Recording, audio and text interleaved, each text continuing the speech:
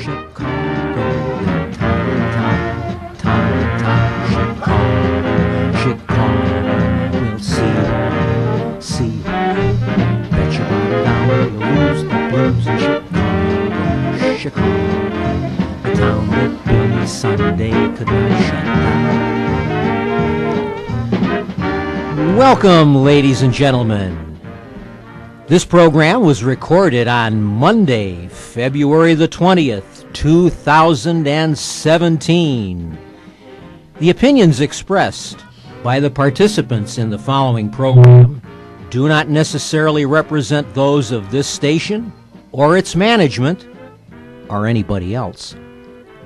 From the John DeVita Broadcast Center, which is located in an undisclosed location on the great northwest side of our fair city of Chicago, we are once again pleased to be presenting another edition of our monthly roundtable panel discussion show, Meet the Chicago Historians. Today we are submitting for your approval our special February edition on this President's Day that we are gathered here for our broadcast to discuss the Presidents of the United States, beginning with George Washington. And now, here's the man who started it all, John DeVita. Well, thank you very much, John. From the John DeVita Broadcast Center, welcome, ladies and gentlemen, to another broadcast of Meet the Chicago Historians on the Windy City Hometown Entertainment Network on Monday, President's Day, February the 20th, the year 2017. Today, the panel will be talking about the American presidents, the men, and the office. So sit back and enjoy Meet the Chicago Historians. And now to start today's broadcast, there's our announcer, Mr. John S. Thank you very much, John. And now it is my pleasure to introduce you to our panel moderator, our good friend, Jack Red, and the red does not reflect his politics, Ryan. Thank you. Thank you, John S. Psycho. Thank you. The Mad Bilo-Russian? Is that it? Remember the Mad Russian? They actually called my dad the Mad Russian in the service. That was a very popular Burt character Gordon, in Burt radio. Gordon on the radio. Yeah. They used to call my dad always talked about how the fact that the other soldiers called him the Mad Russian. When we got into World War II, they insisted they called him our Russian friend on the radio instead of the Mad Russian. The Mad Russian. Yeah, you know.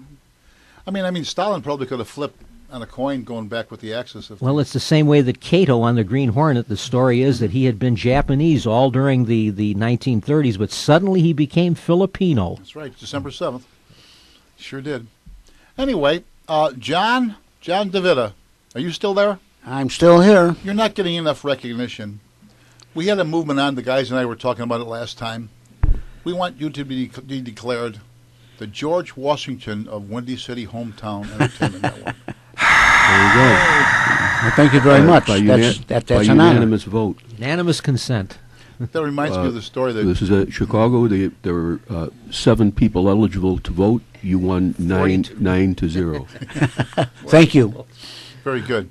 You know, that reminds me of the story that there was a Chinese, he was a farmer here, and he was telling his son about the story of George Washington and chopping down the cherry tree, and he asked George, "Did you do that?" "Yeah, can I tell a lie? I did it," you know. And he was rewarded for not telling a lie. So then sometime later, the son sees this old outhouse he couldn't stand on the property, so he pushed it down and fall down the hill, you know.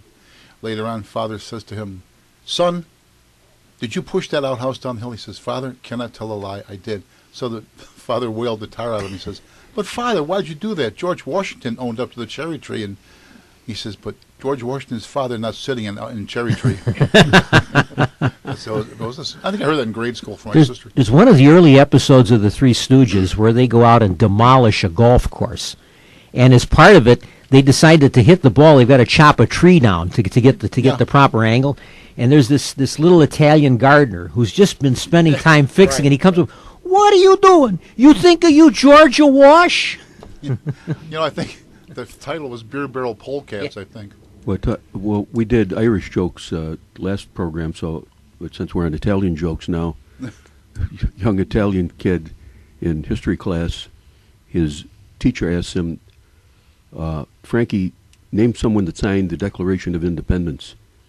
And he says, well, I don't know, but I know it wasn't me. So the class laughs. So he calls his father in, brings him into the office. He says, I asked your son, name someone that signed the Declaration of Independence. And you know what he said? He said, I don't know, but I know it wasn't me. What do you have to say about that? And he said, hey, if my kid said he didn't sign it, he didn't sign it. Yeah. Okay, let's hear another. Got any other ethnicity jokes here? Any Bilo-Russian jokes? That was a George Washington joke. That was not an ethnic joke. Yeah, That was a right, George right, right. Washington Mine was joke. a history joke. Well, yeah, you can't just tell any kind of a joke that's anything nowadays without being accused of something. Am I right? Well, before What do you I forget it, I follow our president on Twitter, and our president just tweeted me, think? Ah, and he says, give the public a break. The fake news media is trying to say that large-scale immigration in Sweden is working out just beautifully. Not.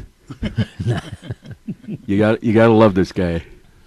yeah, I was just listening to Dennis Prager on the way down, by the way, and he was saying how in Sweden the administration there is like muffling everything up, and they want to covering up everything. There was a rape, and they didn't say it was done by three recent immigrants who were from the Middle East. They made it from Swedes or something like that. He claimed that rape is up in Sweden by 1,472%. And what was the government's All answer the- as to why? Yeah, that they report rape. Swedish women Yeah. are more likely to report rape. All the Scandinavian countries, the chief of police of Oslo, who is a female, said in so many words, I give up. Yeah. Seriously. She said, we give up. There's no-go zones. There are. Yeah. It's and they're- notorious and in Europe. Yeah. They have total disregard for their Sharia law runs and rules the roost. She basically said, I give up. Big cities We give up. on the continent of Europe where they have a heavy Muslim population, there are areas where the police simply don't go in. That's we make you wonder. They don't announce that officially, but everyone knows it's the case. Oh yeah, right. That makes you think of Charles Martel, The Battle Hammer. of Tours. Yeah, the Hammer. That's what Martel meant. Anyway, Yeah. they defeated some Muslim battle that was a turning tide when his forces were deep into Europe. They defeated them, and I read, without the benefit of them, the Christian army, the European army, not having any cavalry. So It was a turning point in history because they had conquered all of Spain, Mm-hmm. and they were on their march through France. They were going to destroy what they used to call Christendom. They were going to conquer all of Europe Right. and place it under Islam. Yeah. Charles Martel smashed them. that's why to this day in Albania, you're either Orthodox or they're Muslims. Be- in Albania. In the Balkans, because they reached that far, they reached deep into the Balkans in Now, their conquests. So there's a family on Archer Avenue, 3 sons. They own the business. I said to him one time, "You're not Greek. What are you?" He said, "We're Albanian." So I said, "Well, you're Albanian. You're either what, Orthodox or Muslim." They're Muslim, but they don't. But they just don't. They don't like wave it in your face, or they don't. And like some other people you run into out there, the same thing. I mean, there's a difference. There was a difference when they said the term of Islamic extremists. Don't you think that makes a big difference? Absolutely, absolutely. Does it mean you are if you ask somebody, are you a Muslim? Does that mean it's a taboo, or you're just making question? Being They're curious. saying it's a racist remark. Well, that's a racist remark, Bill. Bill Kogelman to my left, number 1. Now you're an original panel member. Yes, Going back been to- here for a long time. I've been very silent this morning, Yeah, well, listening to the And your the background jokes. is fire department. fire department for 46 years. Yeah, can't hold on a And, job. Yes, I was a kid on the job. Yeah. They wouldn't let me in the basement because I wasn't of age. What basement? The basement of the firehouse. What was there? Oh, the coal pile and The bar. no. Well, you said it was like no. The buffet and No. the tennis courts. Anyway, also was the president of the Fire Museum of Greater Chicago, and of which, of course, I still am the former, and we have an open house at 5218 Southwestern on this coming Saturday. the 25th of February, and that will be from 10 to 2, 5218 South on Western Avenue, and we are opening the second floor. It's dedicated to our panelist who isn't here today, Ken Little. It'll be the Ken Little Library. Wow. Oh, wow, that's great. It's going to be. Here. It really is something. It's beautiful up there. Yeah. I don't know where Ken is today. He's maybe with the weather, whatever. Yeah, He's talk under to him the Saturday. weather. Sometimes he comes late. He might still be here. Yeah, he may still be Let's here. hope He's shoveling the snow. Yeah. Yeah, it was How do you like this weather? about we've 60-some got here? degrees, right? Global Huh? warming. Well, you know what? Trump said that he was going to make a change, and he sure did. They're Well- getting rid of California. That's going to end up For those that are in the listening ocean. that don't know what we're talking about, this is the mildest winter February than winter. well, they had since I think 1890. I remember that winter very well, but it's been. You were looking forward to the Columbian Exposition at that time it's coming been in up. the 60s, right? It's been in the 60s, and this is the middle of February, so.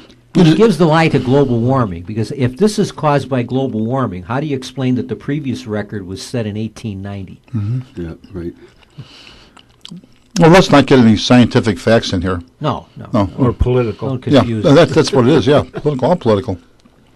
Well, there was a joke. They said that Trump was so tired of hearing from the environmentalists that he issued an executive order abolishing global warming. Yeah, well, it was interesting. A remark I heard today on the radio also, talking about Donald Trump and his executive orders.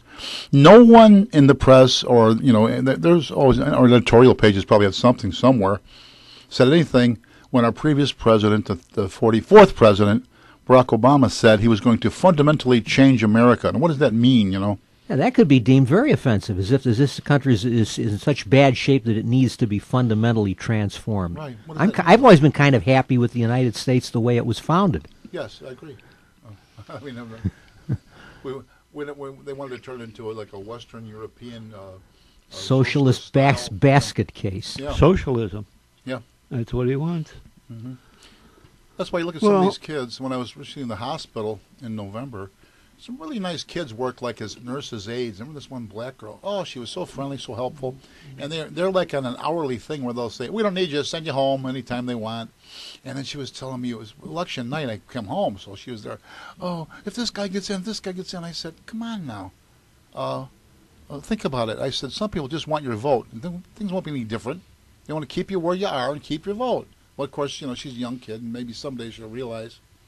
Nobody ever explained how it is that Bernie Sanders was the top runner-up for the Democratic presidential nomination without being a Democrat. He's officially a socialist. Oh. Or an independent, but he calls himself a Didn't he socialist. caucus with them? He caucused, but I mean, the point is he's not even a registered Democrat, and he almost wins the Democratic nomination for president. There was a time when I think the Democratic Party would have said, hey, you should at least be a Democrat if you want to be our nominee for president. But John, look at the registered Democrats know. that are in Rose Hill Cemetery, and They didn't object. None of them objected to it. Well, That's right. the latest in the long list of why Hillary lost the election, Well- and it reinforcing how they just don't get it. The latest is she talked too much about Trump. I mean, it went from the Russians, it went Yeah. from the head of the FBI, yeah. Comey, it was all Comey's right? fault. But now it's she talked too much about Trump. That's why she lost. Maybe it was just that she talked too much. They could have Right. stopped at that point. Yeah. She That should you talk about someone that they just don't get it. have talked more about Harold Stassen, maybe. Yeah. It helped. Anyway, now we're continuing. Now that's Bill. You're number one. Yes. You're a charter member. Number one. Yes. Okay. You're Now a number two, our announcer today, John S. for Superman Kasholko. Thank you. Da-da-da. Thank Okay, you very much. Let's hear your background there, Superman. Well, I have been in local government and politics and the Illinois General Assembly for a term, and I served as town trustee and town assessor. And We forgive you for those things. you forgive them for all. Yes. My slate is wiped clean. Are you And- a recovering politician? No, I don't think of myself. I never Yeah, I thought know of what you mean. myself. There's a as difference, yeah. Yeah, because the term politician is so pejorative. But I mean, sure, I was. I don't deny it. I was in politics all my life, so it would be hypocritical for me to claim I wasn't a politician. Certainly, a I public was. servant. Yeah, well, that's. Yeah, they always say that a statesman is a politician who is retired. So, but I do public speaking and enjoy doing radio, and I'm like everyone here, I suppose. I'm an alumnus of WJJG. Yeah, well, you were, I was going to say you go back to that one show with. Cop Talk. I did. Well, I did the. I used to substitute or alternate with Judy Bart Topink, a good friend of mine who sadly is no longer with us, who had a once a week show on WJJG, and then. Thanks to the station manager, John DeVitt, I did a number of morning shows. I did the morning show Mondays, Tuesdays, and sometimes on Wednesdays. Now, Bill, you just mentioned Cop Talk was done with by Bill Giaconetti and Vic Justino. And Tony Emilio was there. That was and, before I remember, yeah. Oh, is it? Yeah. And it was good. We had a good time. It was like good 2 time. hours. Yeah. And it was like, it also turned out to be like the meeting place or the town hall, because people would come in with their whatever, you had some The gripes, the complaints. Yeah, right. Come in. Oh, yeah. Yeah. And we had, with WJJG, we had a call-in number, which we don't have with this. But, we got one. We can give it out, but the show will be... Yeah. The show will be already on the air. John, I don't think you paid the fee, did you? That's why we don't He's on the phone. No, the reason why we don't give out the phone numbers because we're not live on the air. All the programming that was done at WJJG, Joe Gentile station, was live program. Live, so right. if Yeah. you called 493-1530, the engineer would put you on the air, and you could have your conversation with the person doing the show and the call-in. But seeing that we're not live here on the air, we're strictly taped, both for Windy City Hometown Entertainment Network and WRHS FM Norwich out of Ridgewood High School. There's no way we can have. I mean, people can call in. They would be taped, but it would not be live on the air like it was at the other station. Can we fake it? We can do anything. We wouldn't fake it, folks. You talking about fake news? You want fake news? Fake news, like the fake laugh track we used to have on all these, Ask programs. the president about fake news. He'll tell you. Yeah, That's right. that really must hurt those certain boys, right? Oh, boy. Because isn't it the truth? It is the truth. You even go to a It is ball the game, even go to something like the sports event, and then read about it. Is this the same game I was at? Just think about the Oscars, I believe, are on this Sunday. I mean, that's going to be nothing but 3 hours of constant denunciation of Trump. Every recipient is going to try to outdo the last recipient in their denunciation of Trump. I'd love to see someone have the intestinal fortitude to get up and actually say, of course, he wouldn't work again in Hollywood. No, it'd be the end of his career. He said something nice about Trump. Yeah. The thing is... we sure are going through a change in our good old USA. Bill, And you called it before the election. Whoever wins is going to have some problems. oh, boy. Did you ever? Oh, boy. Talking about people making negative comments about politicians, one you hear quite a bit is politicians are all whores. And I say, don't ever say that in front of me, because that's an insult to every whore I've ever known in my life. Yeah. Ronald Reagan would say, they say that politics is the second oldest profession on earth, and it has much in common with the first. Yeah, well... I went to Springfield. I had to go last year to do some testimony in a case, and when I got out of there, I said to the guy that took me drove me down, I said, you know what, I am so glad I'm out of this business. I was president of the union in the local 2, the firefighters union, and ran the strike in 1980, and that was all politics and that, and oh man, I'm so glad I'm out of that. Hasn't changed, not a bit. It seems like the news was pretty much in the pocket of the city hall then too. Oh, Because I remember during the strike they came up with some Chicago Fire Officers Association is objecting. And what the hell was that? There was some splinter group, am I right? it was, and Some that's a little- good word, a splinter group. Yeah. I keep very active with on the internet with the guy that was the president of that outfit. Good guy, Yeah. but we just had different ideas. Well, they had some good guys in there, both of them, right? Yeah. Oh, yeah. Both of them I were okay. think that was one of the saddest things that I know. I mean, friends in the fire department, a result of that is lifelong friendships were torn apart. A father, son, Right. brothers. Yes, they were. Yeah, They were. that was sad. Yeah. I know the father of a friend of mine, a lieutenant. He had his papers in to retire when they went out on strike, and he didn't go out. He said, I'm gone. I'm not going to be around. Plus, I can't. If I walk out now, I don't know what's going to happen." Yeah. He had like 30 years on or whatever. Mm-hmm. Guys wouldn't talk to him. Oh, Yeah. Yeah. I mean, it was a shame. Oh, I can tell you tons of stories, and to this day, I was talking to our chaplain, Father Tom, here a couple of weeks ago, and I said that I got some kind of an email from a guy by the name of Louis Galenti, and I wrote him back, and I said, "Are you related to the ex-commissioner, our ex-commissioner?" "Well, I can't say it on the air, what this guy told me." And in telling the story to Father Mulcrone, he said, "Oh yeah," he said, "the whole family just completely shut him out. They just want no part of him on that." And Louis is dead now. I worked with Louis for some years. Louis is dead now, and even with that, poof, Yeah. hasn't stopped. Yeah, that was sad. Okay. Identify yourself, mister. You're the next. Tom McKenna. Yeah. Tom McKenna, retired Chicago Police, 34 years, lifelong friend of our moderator, one of the few people that will admit it. Da-da-da-da-da-da. I'm a relative newcomer to the program. Well, I've Yeah. been around about This is Jack Ryan here, and I'm the guy he's talking about. a couple years, right?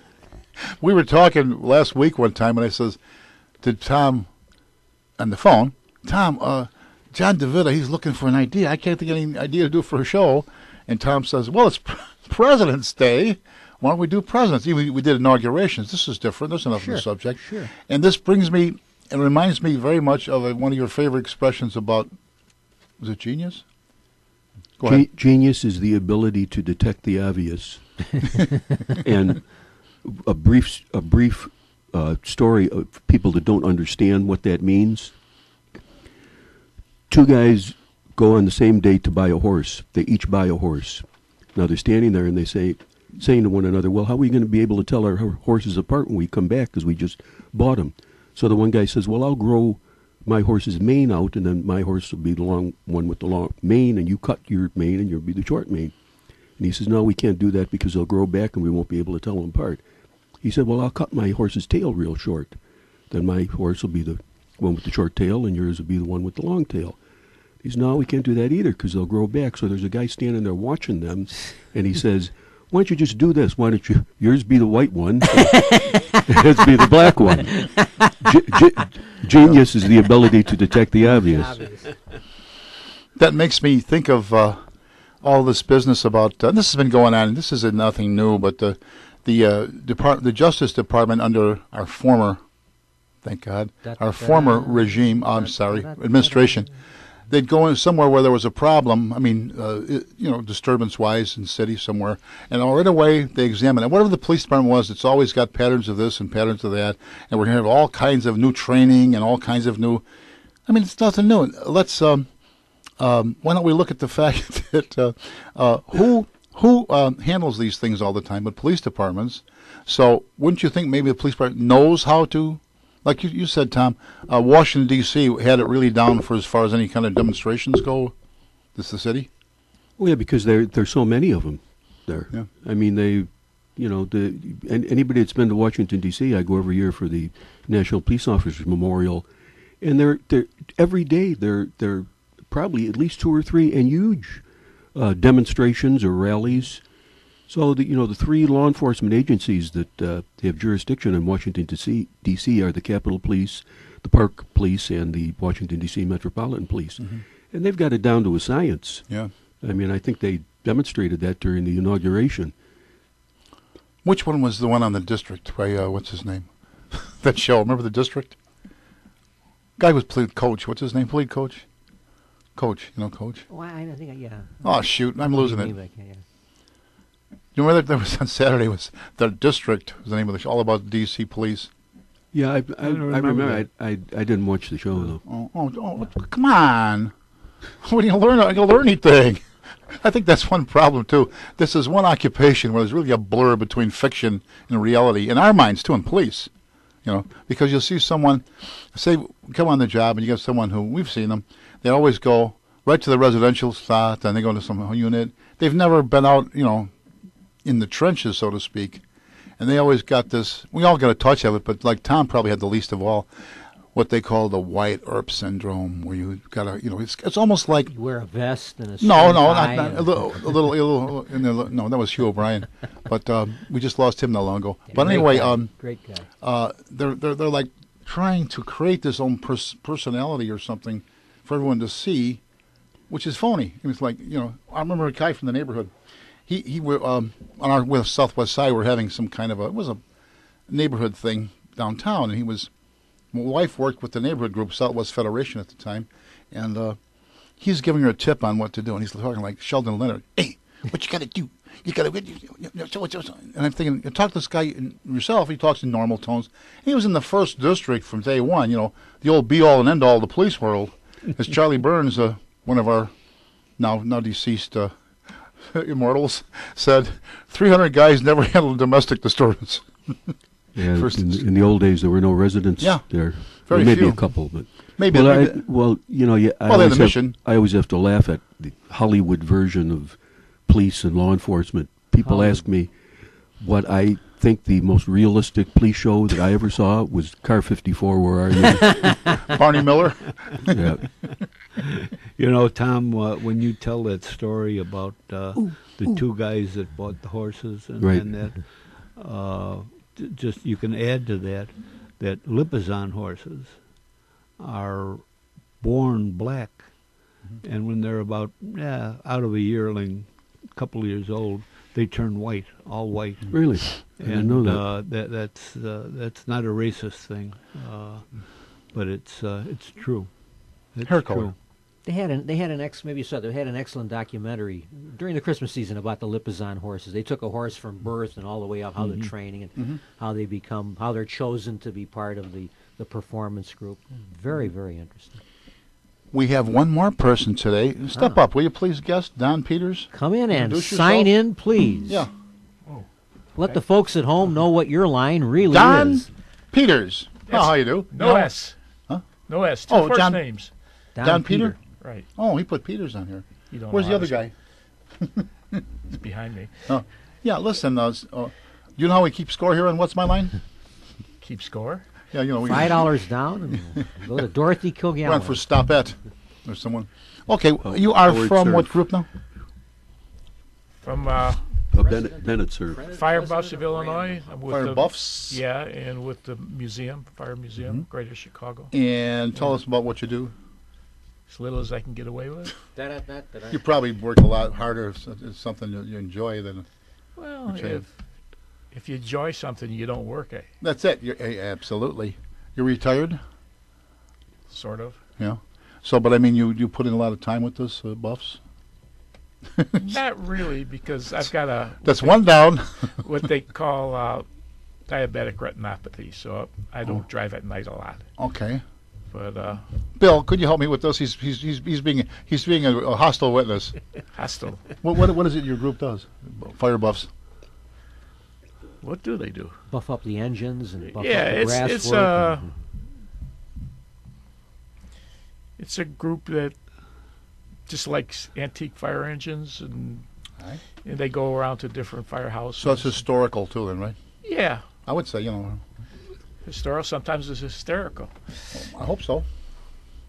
And so you're involved with this rally that's coming up again every year? Yeah, that's the muster. Muster, okay. It's a joint between the 511 Club and fire buffs, and it's a fundraiser. Okay, and that's down at the Fire Academy on Fire DeKalvin? Right. Right. What date is it, Don? I don't know exact date, but it's the Saturday before Father's Day. Which I think is June 17th. 17th, I think. Yeah, it's June 17th. June 17th. And it's quite a great show. Hold that thought. We're going to go right back.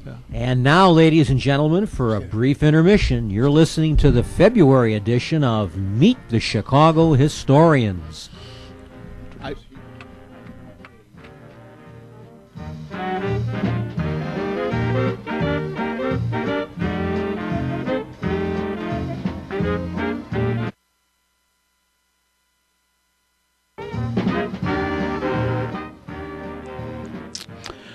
Well, friends, now is the time to think about your roof, siding, and gutters on your home or place of business. Be sure the roof, siding, and gutters are in good shape. You don't want mildew or in your attic or crawl space, or drip, drip, drip on the ceilings in your rooms, or have walls damaged by leaky gutters or bad siding. Sooner or later, you're going to have to get them repaired. So why not call Best Brothers Roofing, Siding, and Gutters at area code 630-616-1359. Mike Besh will drive over in his shiny red truck with ladders on top, and Best Brother Roofing signs on the doors. He will look over your roof, siding, and gutters and give you an estimate and go from there. So don't have double expense. Call Best Brothers Roofing, Siding, and Gutters at area code 630-616-1359. That's Best Brothers Roofing, Siding, and Gutters at area code 630-616-1359. That's area code 630-616-1359. Call today for a free estimate.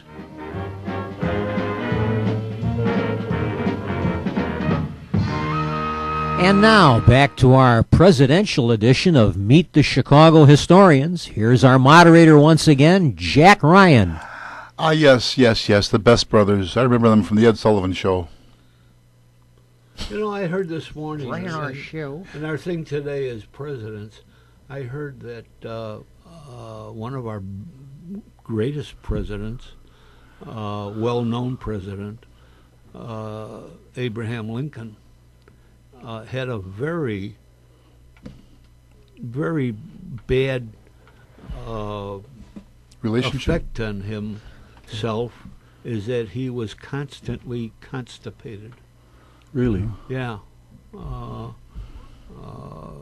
was that. And also, the same program had on, what year was it that George Washington lost all of his teeth? Not what year, how old was he when he lost all of his teeth and then allegedly had wooden teeth? Hmm. How old do you think he was? Young? No? 57.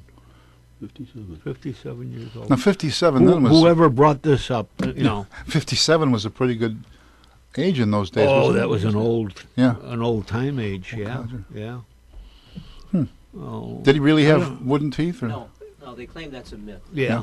They say Yeah. that the wooden teeth is believed to be a myth. It's Yeah. just one of those stories that grew up around George Washington, but He didn't wear a wig either. no one in his position would have had wooden teeth. In the, He didn't wear a wig, right? No, A toupee, yes. no, he did not wear a wig. I mean, no. No, You know, talking about dentistry, it's something that I find interesting. The advances in medicine in the last 50 years have been just, astronomical. It's amazing what they can do now with operations where they just make minor incisions or whatever. Dentistry, 50 years ago, when you went to the dentist office, they gave you a shot of Novocaine, took a pair of pliers, and yanked your tooth out. 50 years later, today, when you go into the dentist office, they give you a shot of Novocaine and yank your tooth out with a pair of pliers. I mean, couldn't they have come up with something other than that in 50 years of medical research? You know, my one grandson is he wants to go to dental school. He wants to be a dentist, and a good friend of ours. In fact, he was here, I think, once. Frank McMenamin was with us one time, and Frank is a dentist. And we got talking about it, and he said, you know what? He said, the best job now is this replacement that they keep advertising. Implants. Implants. And he said that these guys are just, they're becoming millionaires just doing that. You just can't beat it. And I said, well, you know, the dental insurance and that. And he says, absolutely, that's what's paying for it. When you go and get your dental insurance, then the dentist figures, well, what the hell, you're not paying for it. Yeah, yeah. And I agreed with him because it's the same thing that happened in the veterinary business, and of which I, you know, a great backer of. Wanted to be one. And the to have a dog, a pet now, a cat, whatever, and go to the veterinarian, his bills are astronomical, and that happened when they came out with this dog insurance, pet insurance, whatever you want to call it, because they figured, well, what the hell? You know, why not charge a lot? The insurance company is going to pay for it. I know But the guy that doesn't have it has got to, you know. The vets that opened up offices in Lincoln Park, you know, with all the yuppies and the millennial. Oh, yeah. Millennial's child substitute as a dog. They're making a fortune. Yeah. It's, I often wanted to be. In fact, I was going to take a leave from the fire department and go to school, and it never happened. But you know, turned out good though. Yeah, turned out good for me. It's interesting what you said, Tom, about the. We had a guy, old dentist. He was, I believe he was from. I was in Europe. I think he was Polish. Dr. Suslow on 53rd and Kedzie, and he wasn't very expensive, but he saved. He didn't believe in giving you Novocaine when he drilled. So you know what that was like. Old school. Yeah, I will talk. I'll talk. You know, man, I'd hold it. Go, please, Lord. You know, oh my God. And I'm telling the truth. No, he was. Oh, he was a gentle old man. Matter of fact, I went in there. It was in my freshman year. I had finished up. I didn't come back. I think it was the start of the senior year. And he goes to his closet and goes, "Is this your tie? I left it there the previous time. Came right from school, you know. So, is this your tie?" Do you remember Inspector Clouseau pulling the wrong tooth from Herbert Loam in one of the Pink Panther movies? He's masquerading as a dentist and actually knows absolutely nothing about dentistry. He gives Herbert Loam laughing gas and then pulls the wrong tooth. And then Herbert Loam says, "He pulled the wrong tooth. Kill him." Well, I remember in the Strawberry Blonde, Jim Cagney, he was learning his taking his correspondence course in dentistry while he was in prison, and he working on the ward, and the warden says, "Boy, I didn't even feel they drilled. I didn't feel they got drilled through my bridge, you damn fool." Puts him in solitary after that or something like that. Probably the most famous American dentist was Dr. John H. Holliday. That's Doc Holliday, Right. who was not a doctor, he was a dentist. Mm-hmm. Here's my impersonation of him. Let's see, Victor Mature played him. Kirk Douglas. Kirk Douglas. Who else? You know what? You know, think back of when you were a kid at a dentist, and he had that drill, and you know it got hot, and then you had to cool it off, and you know you had to go through all that. But then, Tom, you know it has, you know, gotten a lot better with what they're doing now. An interesting thing about I always heard when I came on the job that police officers have one of the highest suicide rates in the world. You know, dentists have a higher suicide rate. They're one of the highest. Someone's theorizing because they're like no. I thought it was a punchline. No, that's and my theory or reasoning behind that I don't know, but it's the same thing with police officers. When you meet people, you know, they don't say, "Oh, wow, gee, I love the police," and "Oh, gee, you guys are great." Or some people do, but mostly it's, "I got a ticket last week." Yeah. Or, and the same thing with dentists. yeah, he's a dentist. Oh boy, I don't want to Yeah. go there. I don't want to have to see. So, I mean, that's my. Someone also said that most, well, I don't know if all of them, or most of them, but a lot of them are failed physicians. They didn't make the grade. Well, right. That's another thing. When so Yeah. you're not a real doctor. You're Yeah. you're a dentist. Some of themselves, they think that, I don't know. At least if you set out to be a dentist, then you might make what? First aid guy or something? One of the best lines, I remember, my favorite line about the police was from Everybody Likes Raymond, his brother, the policeman, saying, yeah, when Ray goes to work, he gets an award. When I go to work, people shoot at me. Yeah, I said to the waitress in the neighborhood, I said, give the tip. I said, how come I can tip my waitress, I can tip my newsboy, I can tip whatever else, but if you took a cop, it's a bribe. Yeah. She goes, oh. Well, that's like when people ask me if I was in the military, and I said, well, I had a very high draft number, and I was about to get drafted. So I had a choice. I could either get drafted, and everyone that got drafted in 1968 was going one place and one place only, and that was to Vietnam. It wasn't Germany. So my choice was I could go in the military, travel 8,000 miles, put on a uniform, carry a gun, wear a bulletproof vest, get shot at by people that don't like me, or I could stay in Chicago, put on a uniform, carry a gun, wear a bulletproof vest, and get shot at by people that don't like me. So I saved an 8,000-mile trip by staying in Chicago and joining the police department. Yeah. Remember the guy that you know pretty well, your friend, who actually did get his draft notice? See, it was me. I took the test in 1967. Taking the test was delayed because of the great big snow. I was supposed to take that Saturday. I said to my dad, how am I going to get down there? I was at Wells High School. Not going to have a test. The city's buried. No, sure enough, I get this card, and I took it, and I took a couple of physicals.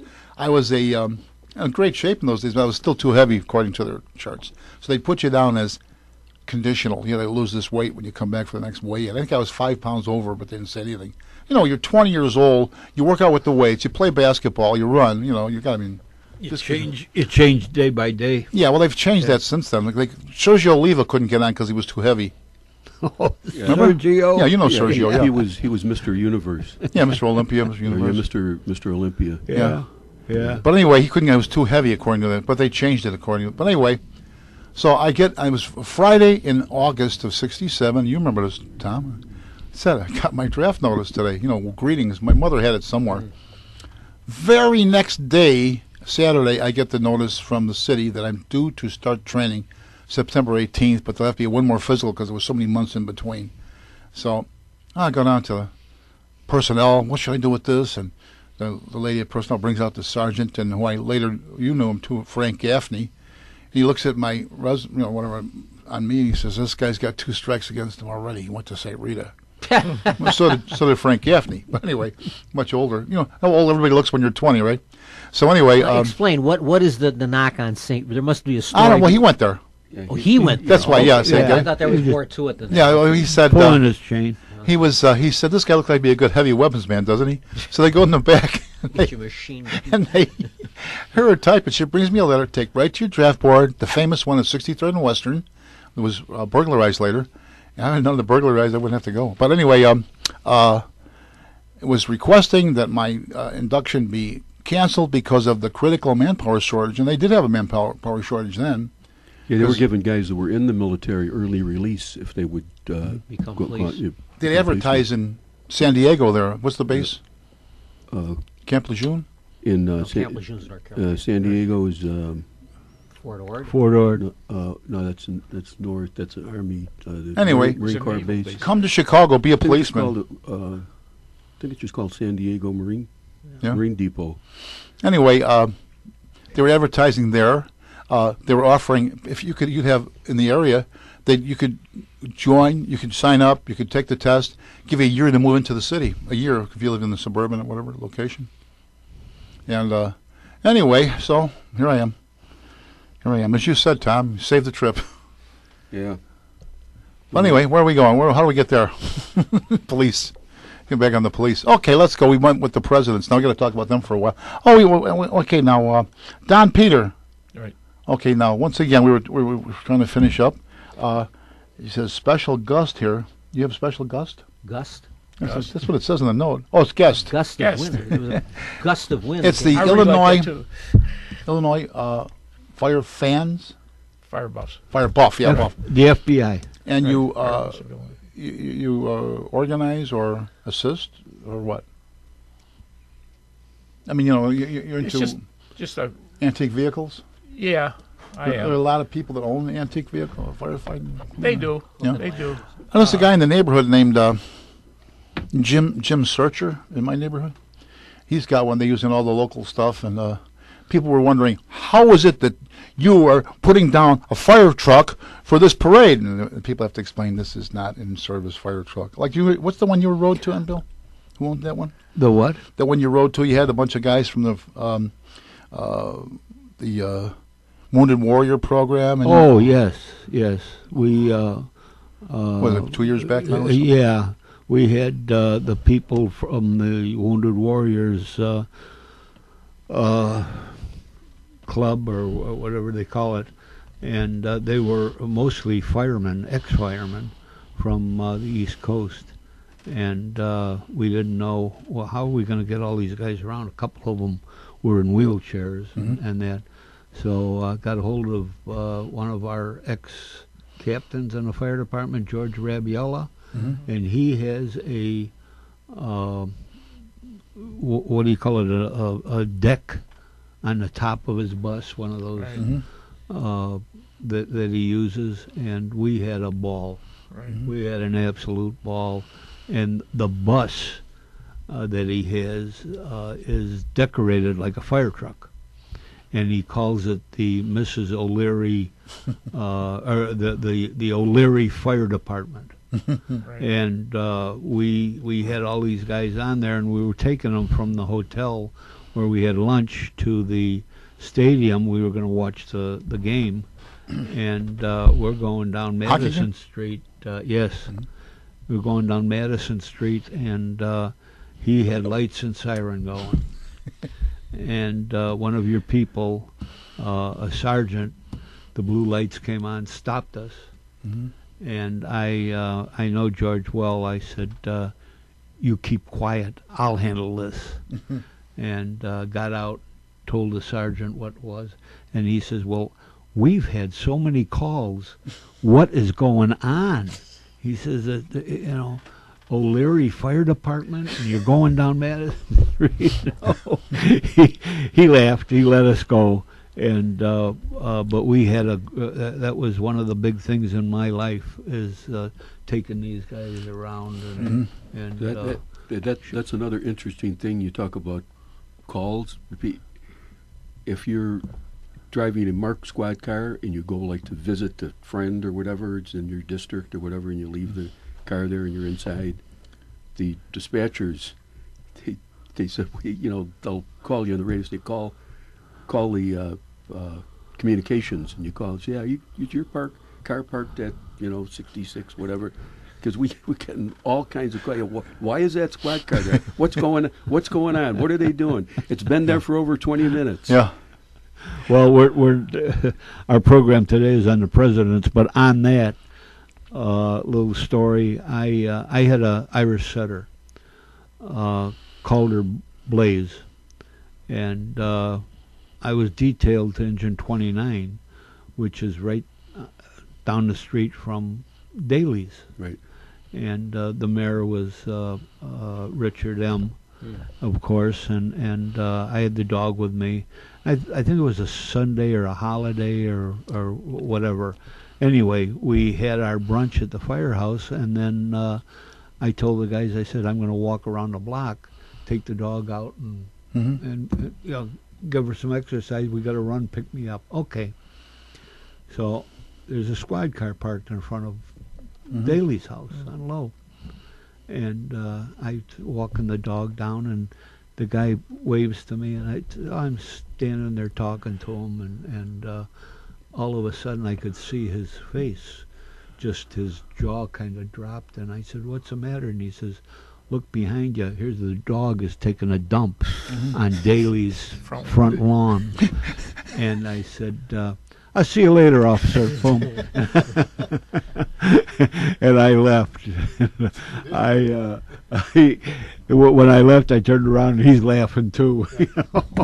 Yeah, that was I don't know whatever happened that was, after that. that was the house that had a common wall with the 9th District, right? Yes, Yeah. yes, it is. What did they just had one? What did they have? An engine or a? Just an engine in Yeah. there at that time. Yeah, Right. yeah. But they've got an ambulance there now too, don't they? At that time, there wasn't. Right. Yeah. At that Well, the time, 9th there District moved. Yeah. They're on Halsted now. Right. My uncle worked at that station in the 50s. 29. I Yeah. don't know what the number was, but Yeah. he had a couple of box seats. First I went to a ball game to see the Washington Senators were in town. Oh. 1955. Anyway, it was a day game. We had to stop by there to see it, and of course, when my dad said, "You got to watch this young guy they got playing here, this third baseman, supposed to be somebody to watch," was Harmon Killebrew. Harmon Killebrew. He was a rook then, I think. So anyway, where were we? Talking about Well, we started with Washington. We got 40-some to go.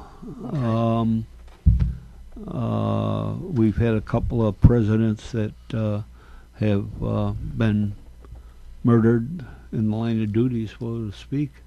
Okay, we had Garfield, And Kennedy, John, John. assassinated Abraham Lincoln, first. Right. Yeah. 1865. James Abram Garfield in 1881. William McKinley in 1901 in Buffalo at an exposition when Leon, and his name is, I've never been able to pronounce his name, it's something like Chazlog or Charles Gauge, had his hand bandaged so that it appeared that he was disabled in some way, and as the president reached to shake hands with him, the gun was hidden in the bandage, he plunged it into his abdomen and fired. And from that, Theodore Roosevelt became president of the United States not too long after Here the that. party went to bury him, make him vice president, and he winds up president. Yeah, it was at that time, of course, the vice presidency was considered a stepping stone to oblivion. When you became vice president, that was the end of your career. And no vice president who succeeded had ever been then elected on his own. Theodore Roosevelt was the first vice president who succeeded to the presidency and then ran for the office and won. And won in a landslide. He was the most popular political figure of his time. Who succeeded Harrison? Polk? William Henry Harrison, when he died, he was succeeded by Tyler. Remember, Tyler. it's Then Tyler get elected then, too? Tippecanoe and Tyler too. Yeah, but did he? Oh, that's right. Tyler had been a Southern Democrat, but he'd gone over to the Whig Party, which Harrison was a Whig, so no one trusted him. The Democrats didn't trust him because he had deserted them, and the Whigs thought he was a phony. He was actually a pretty decent president. The irony of Tyler's not well known, but he was a pretty good president, and he established the fact. Tyler's importance is he was the first vice president to succeed. And he established the idea that when you succeeded, you became the president of the United States. You didn't become the acting president, which is what some thought. The Constitution says he shall act as president. And Tyler said, no, I am the president. He took the oath. He moved into the White House. He gave a State of the Union message to Congress. And from that time on, it was pretty well established that you became president of the United States. Now, was he Well, elected then? No, he never. He No. wasn't nominated and did not run for. Well, the assassinations are the reason we have 45 presidents and 48 vice presidents, right? Well, there have been presidents, vice presidents who died in office. William McKinley's But I mean, vice there were three. president, But there were three more vice presidents than presidents, right? and yeah, I'm thinking it would be because Because of they got Roosevelt replaced had three different vice presidents. when Gerald they, Ford yeah. is appointed. Right. So Right. He was the Richard only Nixon one has that was two never vice elected. presidents rather Yeah. than just one. Yeah, well, Franklin FDR three. had he had John Vance Garner. almost a different one every term. He had Garner served for 2 terms. William Wallace? Everyone loves Wallace, friendly Henry Wallace. Henry Wallace, yeah. The song. And then Harry Everyone loves Wallace, Yeah. friendly Henry Wallace, and of course Harry S. Truman. Can you imagine if they had at that time what we have now with the Twitter and the phones and all of this stuff? Internet. Internet and that, yeah. What change it would have been? Well, like I said earlier, I just got a tweet from the President of the United States. I mean, it's unbelievable. Yeah. And one of the reasons that Trump is driving the news media absolutely insane is that he can get his message out just like that. That's right. He's bypassing Right, the media, right, and right, they yeah. don't like that. Right. They like him dependent on getting the coverage that they're willing to give to him. Yeah. Right. Well, it's really no different than, in one sense, Franklin D. Roosevelt had his fireside The chats, radio, right? that's right. So that was directly to the people, too, without any question, answer, or John Kennedy was the first one to do live press conferences. Ike did press conferences, but they were filmed, and then they would show clips of them on the evening news for a minute or two. But Kennedy who was great at television, just as FDR was great on radio, and he used that as a way of speaking to. I mean, I remember as a kid watching Kennedy's press conferences, and they were interesting. He was great up there handling the reporters. Well, even with the debates, they said Nixon did all the things that were the proper behavior or courtesies protocol for debate. He addressed everything to the chair. Right. Kennedy played to the camera. No one was a Right. television. They said channel. if you listen to the debate on the radio, Nixon won. If you watch it Right. on TV, Kennedy won. Yeah, they say radio listeners thought that Nixon Just won the just the debates. color of the shirt. Camera angles. Yeah. Right, Well, Kennedy wore a he, dark suit. he that stood knew all out. those Nixon people wore a in gray Hollywood suit. Right. Right. that I'm sure told him what to do. Nixon looked pale. Yeah, he Yeah. had been sick. Nixon, I think, he had Colitis? banged his knee getting out of a limousine, Yeah. and he got an infection, I believe. They had to give him antibiotics, and it drained him. Dealing with this injury to his And knee. he wouldn't it take any drained him. makeup. He wouldn't take me. He thought it was not masculine for a guy to put on makeup, where it didn't bother Kennedy. Kennedy used the makeup. Did he? Or didn't? And he wore, and Nixon had this gray suit that just on black and white TV just blended into the background because color was very limited at that time. So it looked like mirror on the wall. Yeah. Let me do one other unsung president. You're talking about the presidents that came to office. Chester A. Arthur succeeds Garfield, another name that we know very little about. But Chester A. Arthur had been a machine politician. He was a New York machine politician. He had been the head of the Port Authority, which was Democrat or Republican? Republican, and he had been the director of the New York Port Authority, which was packed with patronage. I mean, he was the patronage king He was of a New York. bureaucrat, basically. He becomes president. He becomes Mr. Clean. He becomes Mr. Honesty. He pushes through civil service reform, which drove the politicians crazy. They thought good old Chet Arthur, whoa boy, we're going to really clean up. Instead, he becomes a reformer, good government, and as a result, he doesn't get renominated, doesn't get chosen to run for re-election. But here's an example of a guy who did a good service for the country, and as a result, that was the end of his career. Good thing they didn't have of course, they didn't have the Shackman decree. It's kind of a joke to three of us, at least, here. Yeah. But so that's the story, and of course John Kennedy being the fourth and last president assassinated. We also have the one peculiarity that Grover Cleveland is both the. He was 2 terms but not It consecutive. was 20. I think he was the 22nd and the 24th. Yeah. And they decided they had the problem. How are we going to enumerate Cleveland? And they decided to count him twice yeah. because he ran. He was then defeated by Benjamin Harrison, and then was elected for a non-consecutive term. So Yeah. so Was, he's listed twice. So anyway, you sure it was the same guy? I'm sorry. You sure it was the same guy? Yeah, they're pretty sure it was Grover Cleveland. He once disappeared from public sight Yeah. because he had cancer in his jaw. And he disappeared from the White. And at that time, cancer was a horrible. People were terrified of cancer in the 19th. I mean, it's even today. It's Let's go back 30, 40 years. But he did not want the public to panic, and so he disappeared. I think the surgery was performed in a ship in harbor in New York, and it was all hushed up until this cancerous infection was removed from his jaw. And he didn't then again appear in public until he was healthy enough to actually, be seen. Before we go to break, I've got a Grover Cleveland story for you, everyone here, and Tom knows it already. Back in our old neighborhood at Lindblom Park, the director's name was Grover Cleveland. For real. So we had our softball team. We were in 8th grade, and Grover could kind of ignore you. And Tom was trying to get his attention. The 2 teams are there, and Tom says, Grover. Hey, Grover, oh, you dumb a-hole. And he goes, I heard that. That's what he heard, but Grover Cleveland. that was his name. His real first name was Stephen. No, it was Grover. No, but the president, his name was Stephen Stephen Grover Cleveland.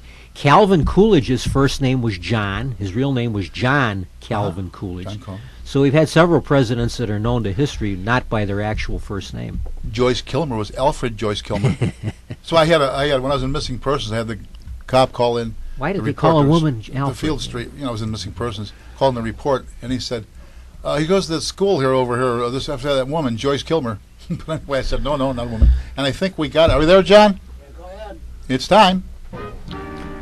Ladies and gentlemen, we will be right back after these interesting messages to meet the Chicago historians.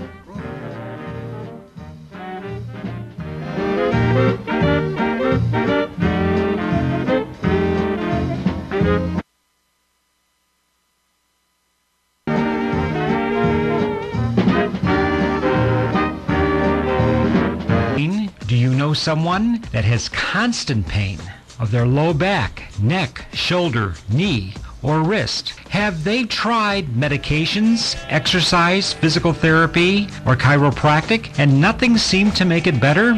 Well, I may have your answer. Why not try a napropath? Hi everybody, this is Dr. Wayne Chickowitz, and I've been practicing 30 years treating pain.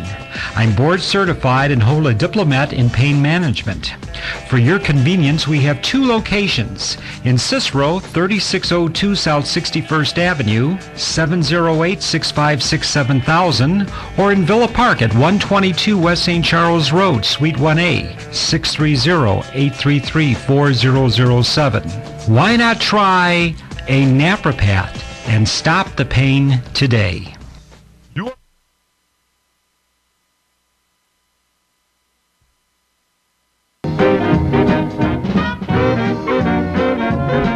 Welcome back, ladies and gentlemen. We're talking about the American presidency and the men who have held the office, and now here is our host, Jack Ryan.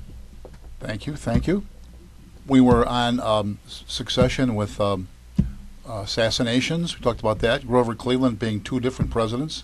Kind of a split personality, huh? One little anecdote, 2 anecdotes. We owe to Grover Cleveland that famous candy bar, Baby Ruth, which was not named for George Herman Ruth. It was named for his little daughter. Big news, because having a child born in the White House was unusual. We didn't have presidents young enough to have children, but he had married a very young woman named Frances Folsom, and his daughter was named Ruth, and she was known all over the country as Baby Ruth. Are you sure? When did Baby Ruth candy bars come out? You know? It goes back to that era. Does it? It goes back to the 1890s. The other thing about Cleveland is he was the Herbert Hoover of the 19th century, because when he was elected for the second time in 1892, he took office in 1893, and the bottom fell out of the stock market that year. They didn't call them depressions in those days, they called them panics. Yeah. And the 1893 panic was the worst the country had ever had, the worst we had experienced until the Great Depression we know of. And that just destroyed Cleveland and destroyed the Democratic Party, because they took the blame in much the same way that Hoover and the Republicans took the blame with the Great Depression in the 20th century. And yet you talk to a lot of economists, including Milton Friedman, the late Milton Friedman, and they'll examine, stats, and they'll show you how the New Deal actually served to lengthen and deepen the Depression. Oh, sure. That argument is made, but I'm thinking just in terms of the political fact is that the Depression destroyed the Republican Party for the next 20 years. Right. But that's what happened to the Democrats with Cleveland, because then you get McKinley is elected twice, Theodore Roosevelt is elected, you get Taft, so you got this long succession of Republican presidents after this economic disaster that took place when Cleveland was president. And it was only because, basically, of the split in the Republican Party that Wilson was, or the Republicans would have won in 1912. The progressive Republicans were the Bull Moose Party. Right. Right. How did he get that name? I feel strong as a bull moose when he was shot. Yeah, I feel as strong as a bull moose. As strong as Moose Cholak. Which is it? The wrestler. Anyone doesn't remember? Mayor Skowron. Moose Skowron, yeah. Weber High School. Moose Skowron was from there. Right. Bill Skowron played football at Purdue. Mm-hmm. I talked to him at the ballpark a few years back. He's gone now, but always wanted to go up to Milwaukee. I've been to Milwaukee, but I've never had the opportunity to see if there's any sort of a plaque or a monument at the spot where Theodore Roosevelt was shot. Because it was in Milwaukee. The train station? That he was giving a speech on the street. They apparently had the street sort of blocked off, and he was up on a platform. I don't know if he was on the sidewalk or if they had actually blocked the street, but it was an open air speech where he was shot, and he continued giving his speech. And it was a long speech, and he continued talking with a bullet inside of him. And then he still ran for president. Oh yeah. It didn't stop him from running. I remember there's the biopic Wilson with Alexander Knox. His right. plays Wilson. Good film, very good film. But it shows an old newspaper cartoon. It goes Republican Party elephant minus shows the bull moose. Equals, it shows Democrat. It shows Wilson tipping his hat on top of a donkey. So yeah. That's basically what happened. By the way, Woodrow Wilson was a Southerner. He was from Savannah, Georgia. He was president of Princeton, I believe. Wasn't that it? You always think of Wilson as a Northerner because he was. I was just thinking about this on the way here today because he's president of Princeton University, governor of New Jersey. Right. I always thought I read that he was born in Georgia, but he must have moved. And he lived in Virginia. He was born in Georgia, but actually spent much of his life as a young boy in Virginia. Mm-hmm. He worked, I believe, in a munitions plant during the Civil War. Some people say he was the last veteran of the Civil War because as a young boy he worked in a gunpowder factory in Virginia.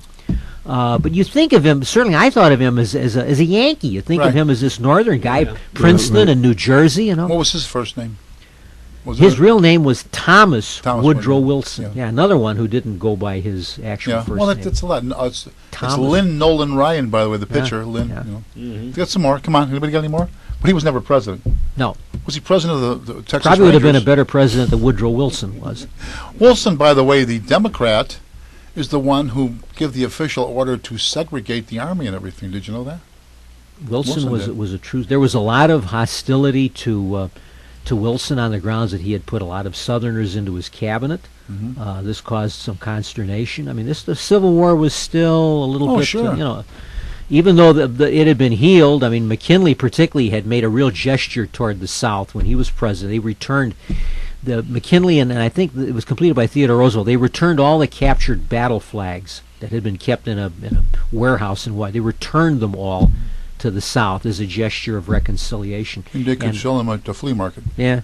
And McKinley gave a speech, I think, in Atlanta, Georgia, where he talked about how the country was reunited and we are all American, and got a huge cheer, huge applause from a Southern audience, which was unusual, a Republican president giving a speech in the South. But Wilson was very much a Southerner, and they talk about that movie, The Birth of a Nation. Mm-hmm. Oh yeah. Which he was supposedly very enthusiastic about it. He said it was like history written by lightning. There you go. Right, history written with lightning. I think there's too much criticism does go to that picture because they were reporting a lot of things that happened. Lincoln was when Lincoln was assassinated. The character in the movie says the South has lost its best friend because he said that nothing happened; they just returned. Right. But you had these radical Republicans, and I can't think of one senator's name. Thad Stevens. Yeah, Thaddeus Stevens. They wanted to punish the South. Yeah. Lincoln did not want that. Lincoln wanted the country. His whole objective was to reunite the United States of America. He said, "That's my prime objective: is to preserve the Union." Mm-hmm. But anyway, sounds like our present president.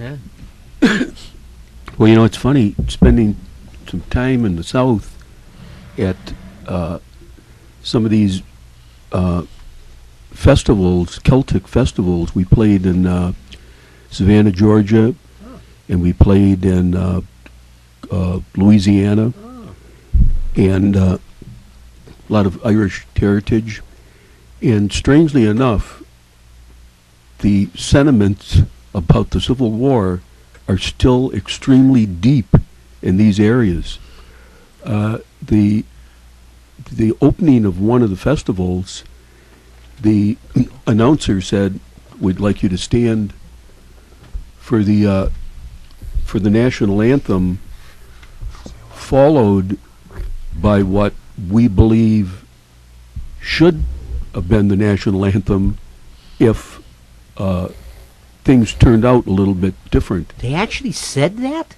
Where was this? This was in this particular one was in Mississippi. My God, I'm surprised. I'm surprised to hear that. Down This is south, the- it wasn't the Civil this was War. It about- was the War right. of Well, Northern Aggression. yeah, but I This didn't was- think in this day and age people would This- say that. The Confederate flag was prominently displayed. Wow. Yeah. Don Peter had to Well, say something down like that. south, it wasn't the Civil War. The It was war a between war. the states. It was a war of Northern aggression. War- Oh, yeah, well, that's the War- other Or war. Mr. Lincoln's War. Don't they call it Right. that too? Right. That, And that's the surprising. flag That's we know surprising. now, the stars and bars, that was a battle The flag. battle flag. The original one was all pretty close to the Texas flag now. I think it's ridiculous to call it a racial symbol. It's a historic symbol. There were free black men who fought for the Confederacy. There were free black men who owned slaves, were slave owners. But the KKK adopted it as a alternative to All right. the civil rights movement in the 50s. Well, in the our school, St. Rita, when I think we were juniors then, Tom, juniors and seniors. You know, we wanted to feel like it was something to rally us. And we had like the Confederate flag, like a South Side, I guess, and hell, well, they thought that was no good, so they got rid of that. But when it comes down to it, it is a symbol of something that happened. You can't bury it. And Well, A lot of people want to. I know. we went into. I was still playing with the Emerald Society bagpipe band at the time. We went into this bar. It was on the way to the festival grounds. Now you can just imagine, you know, it doesn't get more deep south than southern Mississippi. And we walked in there, you know, naturally wearing kilts. They found out we were from Chicago. We were not well received at all. So I thought to myself, what are we going to do to win this group over? Because, I mean, there was especially one guy, he was staring daggers at us. He was wearing a hat that had a dead rattlesnake as the headband. So It was a real rattlesnake. so I said I've got an idea here. So I said to the guys that were there, and I got up and I said, ladies and gentlemen, Tom McKenna, Chicago Police Department, the Emerald Society, we're down here for the Celtic Fest. We would like to play Amazing Grace. We play for fallen comrades. And we would like to dedicate this song to a great president, a great military leader, and military men. We would like to dedicate this to President Jefferson Davis, General Robert E. Lee, and the men and women of the Confederate States of America that fought and died for a cause in which they truly believed. And we played Amazing Grace. They walked up to us. Yeah. They hugged us. Yeah. They said, "You guys aren't going to pay for another drink while we're in here." That So would work. getting back to my original theory about they're still fighting the war down there. Oh, yeah. I know. I thought maybe you were going to say, as it's shown in the biopic of John Philip Sousa. I was just thinking about that where he They- plays Dixie. They marched over there with playing Dixie, so. Yeah. That was But then you know they play the Battle Hymn of the Republic as well. Yeah. You know, Right. and to, On the you know, picture. yeah. Well, I'm losing my train of Well, thought. in Savannah, Georgia, we played. They had we were down there they have a huge St. Patrick's Day parade, believe it or not. It's about second in New York, Georgia. I think. Yeah, and we, well, they claim it's first. You know, I don't know who the official certification of largest parades are. I'm sure Yeah. there's some organization. But anyway, we played in a Knights of Columbus hall. Now, I was shocked that they had a Knights of Columbus Oh, sure. Savannah. in Savannah, but in talking to some of the people down there, and we were talking about the exact same thing, and they say some of these boys down there, they are fighting the war. If you saw that documentary, The Civil War, and that one historian, Foote, I Shelby think- Foote. Shelby Foote. Yeah. and he says in there, he says there is not a Southern boy that doesn't picture himself Pickett's Charge. standing at the Gettysburg. So You know, you mentioned about the Knights of Columbus, but don't forget Scarlett O'Hara was a Roman Catholic. Yeah, that's right. The O'Haras are Catholic. I mean, there's Yeah, that one Irish, scene where yeah. they're praying the Rosary. They're on their Yeah. knees praying the Rosary, in Gone with the Wind. One interesting thing too, Gone with the Wind barely touches on the idea of the Klan, where they're helping. I read they don't say the Klan, And they don't wear sheets. but they or help them anything. back from the Clark. Yeah. Clark Gable had the guy. But it's very. Yeah. You don't even get the idea of what. But what it is, really, yeah.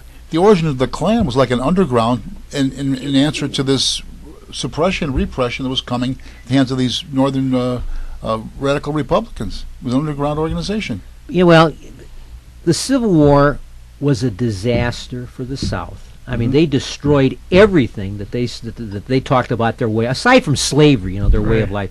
Marching through Georgia. And when when you come right down to it, we went through that because they lost an election, because they couldn't accept the fact that Abraham Lincoln had been elected president. It reminds me somewhat of what we're going through in this country today. Right.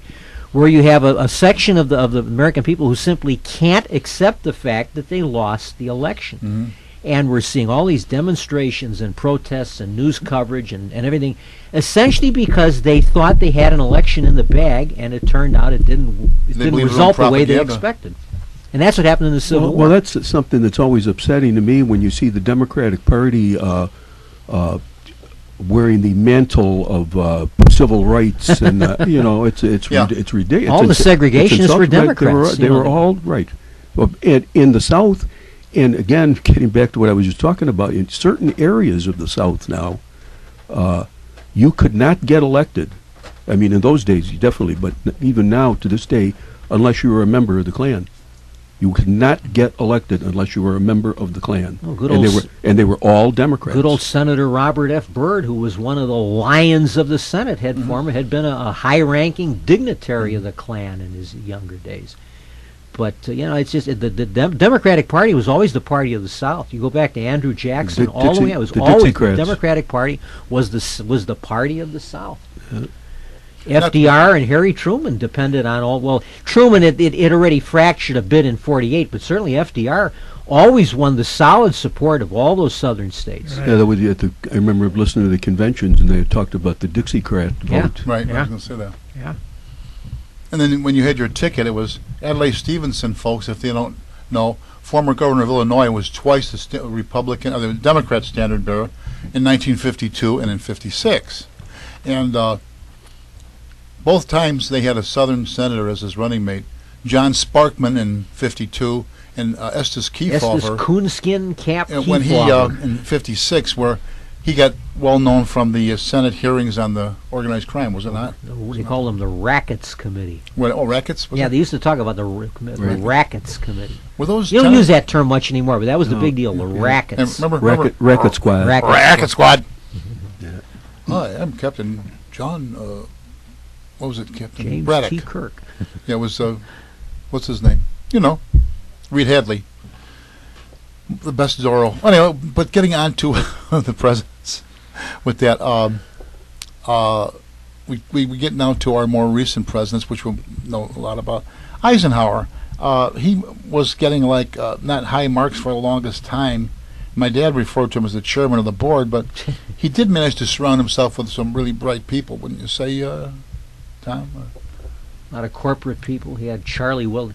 He had Charlie Wilson. There was a Charles Wilson who had been, I think, the head of General Motors, and there was also a Charles Wilson who was head of General Electric, and they used to call him Engine Charlie and Electric Charlie to differentiate between the two of them. Charles Engine Charlie was his Secretary of Defense. Sure. And I think Electric Charlie was also in the administration in other capacities. So he had a lot of corporate people in his. You have one General Electric, one General Motors, And General no Eisenhower. General Mills. No General Mills. Yeah, no. General of the Army. What general are you? A General Mills. Yeah, General of the Army. Yeah. General of the Army, Dwight David Eisenhower. What about that, Don? Got any comments on the Eisenhower years?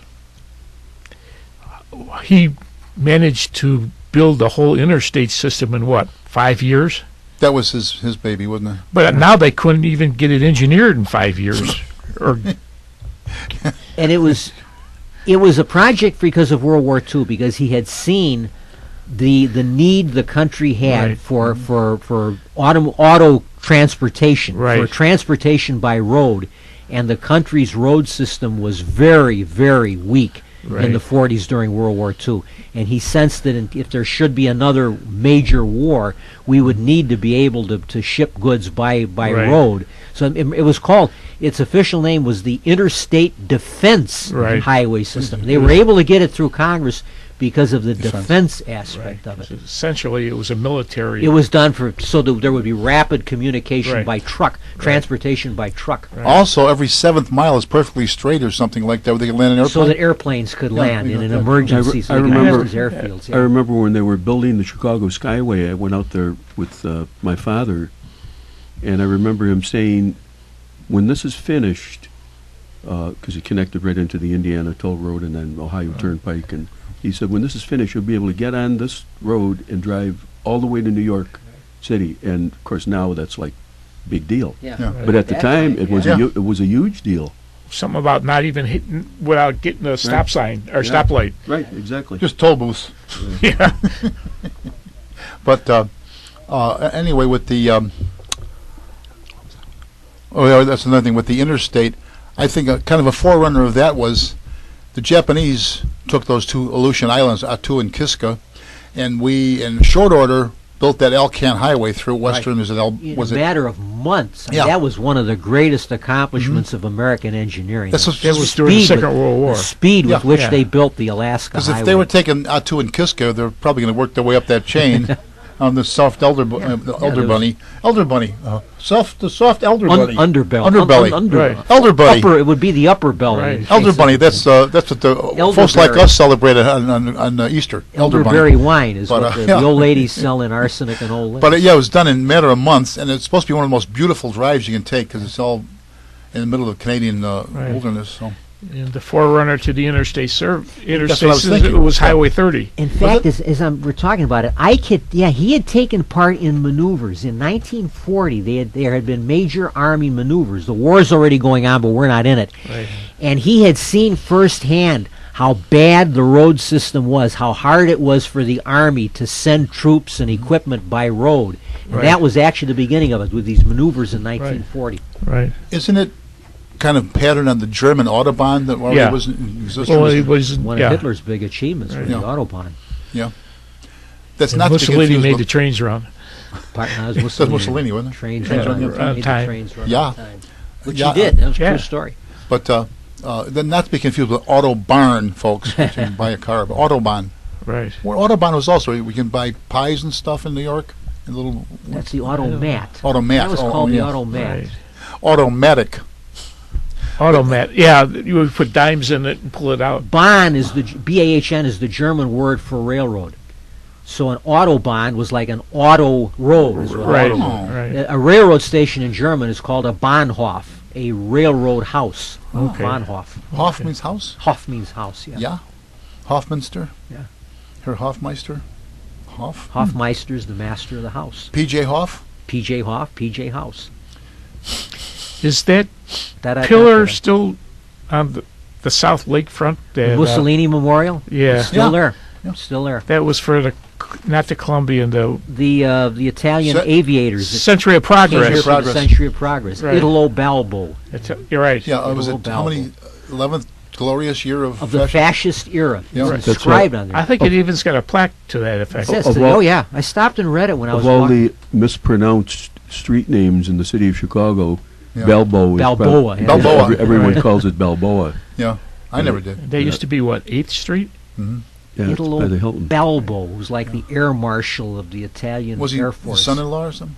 Didn't he lead that flotilla of planes that landed in? Yeah, they were seaplanes. That they Seaplanes. landed on the and they were wined and dined. They were the Yeah. toast of Chicago, which is why the street was named in his honor. And that it amazed me. I was walking to the I think I walked on a very nice day to the exposition, the McCormick Place, Right. and I see this pillar, this marble pillar. I Right. thought, gee, what is, I'd never read or heard anything about it. And I'm standing there reading about this, and in the 11th year of the fascist era, Right. I thought it's amazing that all through World War II, you'd think some group would have come and pitched it into the lake, But but now, You know, but it's still there. It's Historical amazing it's still there. revisionist. Italy gets sort of a pass. Yeah, you know. Italy was not the Yeah. great. I mean, They never took it- The Germans and fascism the Japanese seriously. were the principal villains of the Yeah. war. So One of the guys I worked with at Central Steel said that they would put a German officer in charge of the some Italian troops somewhere, and they would shoot the officer and wave the flag. And that's what he said. But Well, they said during the Desert Storm, the troops, the Iraqi troops, were looking for someone to surrender to because they didn't want to be in this fight at all. As a matter of fact, so supposedly the Republican Guard was there to prevent them from running away, Right. and they saw what they thought was part of the military, the American forces, and they surrendered to them, and it turned out it was an Italian film crew. So they said it was Close the first, enough. it was the first time Close enough. in the history of modern warfare that anyone surrendered to an Italian. But that pillar is what, 2,000 years old? Predates So Christ? yeah, it's actually a historic From item, Rome? yeah, from some, yeah, it's something that was taken from a Roman temple and erected there, and then Plunder, huh? and then there's a plaque underneath it, so Right. it's not actually carved into the pillar Yeah, itself. I've never seen I'm it. surprised with political correctness is still there. Well, Don't when I tell was anybody. when I was in, That's probably the prison. when I toured the Supreme Court building, they had an exposition in the 1980s. They had a display about the building of the court building because I think it was like the 50th anniversary of the building of the Supreme Court Right. building in the 1930s. And the marble was donated by Italy because they had the finest marble. Right. And there's this letter from Mussolini in which Mussolini personally authorized the release of this marble to the United States Right. as a gesture. And he's saying how it had been explained to him this will be the highest court of the United States of Right. America, and that many of people from Italy have journeyed to the and as a gesture of friendship, I am so he had personally authorized the marble to be released for the building of the Supreme Wow. Court building. Well, you know, in the Field Museum, on one of the stairways, supposedly it was an ancient design, the swastika. Oh, yeah. The whole side of the stairway is all swastikas. It was at the It was an Indian. Uh, And yeah, it wasn't at a 45 faced degree. the opposite It Brahmin, was, Brahmin, I think. it yeah. was Yeah. 90 degrees. The Indian swastika faces the other way. The Right. points turn in the other There's direction. some in Forest Park like from the that too, Nazi because it's swastika. Medina Temple had a pattern like that too in the stairway, the tiles. well, I don't know if it does now. the Supreme Court. Yeah, there was a history to the swastika before I don't Hitler. know if he it was- He ruined it, he though. didn't invent the symbol. what, No. what was But he sure He gave John it. sure Paul Stevens co-opted from, it. from the Supreme Court? His parents built the Stevens Hotel. Who's that? John Paul Stevens, Oh, John Paul Stevens. and he's got a statue of him and his brother that were at the hotel, and he's got it on his apartment balcony or something Ah. like that. Now this pillar is it's self-standing, right? Yeah. Yeah, it's Would it's that on be a called- pedestal. It's right on the. Would you call that an obelisk? No. It's too small to be an obelisk. it's An not obelisk is An pointed, obelisk too. is a like, Washington Monument. Yeah, yeah, it's a shaft for that purpose, and it's shaped in that way with sort of a pyramid at the top. It has to be. I think, yeah, a pillar and an obelisk. I mean, a pillar. This was originally a pillar Yeah. that probably held up a pediment Yeah. in Now, a temple somewhere the in Rome. Washington Monument, that was That's an obelisk. was that built while he was still alive Oh, or no, after? Oh no, they didn't begin work on that till many years after his death. And I know it stopped. Stopped for many years because During they the couldn't Civil raise War. enough money during That's the why Civil if you- War. It was like half. Right. Right, It that's- was like a you could see chimney, a half built. You can see the difference in the stone Right. if you go and look Right. at it. It's I mean it's not What year when it Blatant, was but during there's the a Civil War? difference. It wasn't dedicated until I think 1886. I That long believe ago, huh? 1884, 1886 when Right. it was finally dedicated. Grover Cleveland was president when Which it was one? dedicated. Which First one one? or the second one? I think it was his Between- first term. It would be his first term because it was in the 1880s. Wasn't the guy from the His Liverpool second- Park? Was he? His second term was in the Right. in the 1890s. No, Is John here? Yeah. Are you here, John? Yep. Oh, is it time? we're coming up. Yeah, you can go ahead. Go break. Okay, ladies and gentlemen, so we will be right back with more about the American presidency. You're listening to Meet the Chicago Historians.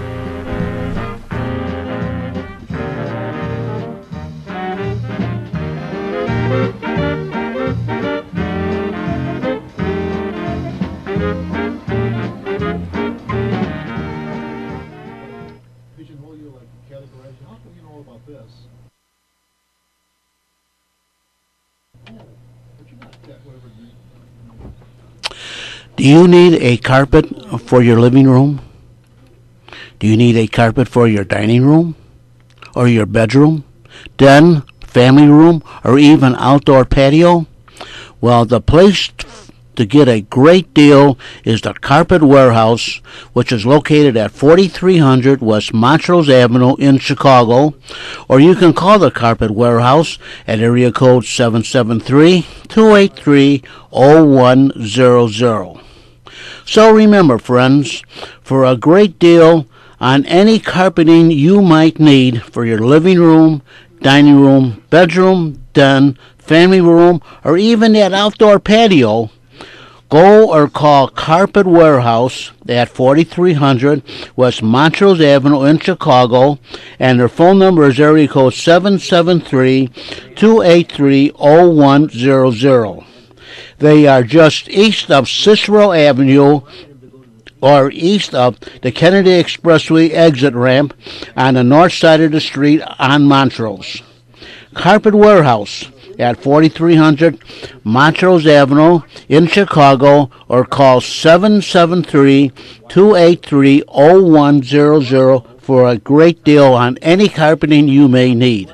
So if you need carpeting, once again, for your living room, dining room, bedroom, den, family room, or even your outdoor patio, call or go to the Carpet Warehouse, 4300 West Montrose Avenue in Chicago, and their number once again is area code 283-773-283-0100.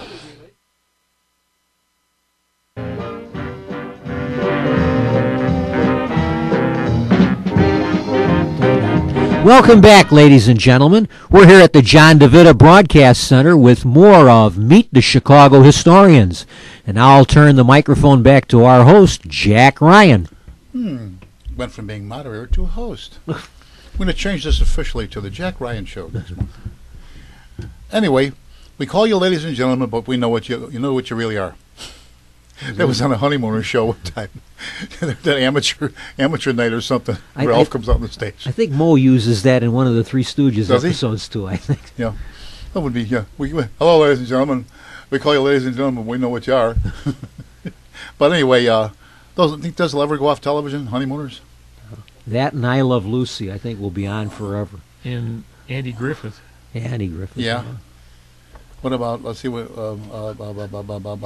I haven't seen Coach in a while. Craig T. Nelson. Craig T. Nelson. Couldn't think of his name before. There you go. Yeah, he was. They tried to bring that back this past year. By the way, the newsman on the Today Show was Frank Blair. That's Remember it. we were talking Yeah. about it? It came to me Dark about hair. 30 seconds after I hung Kind of up. a chunky looking. Frank yeah. Blair. Yeah. It was a very gentle seeming, well spoken man. Yeah.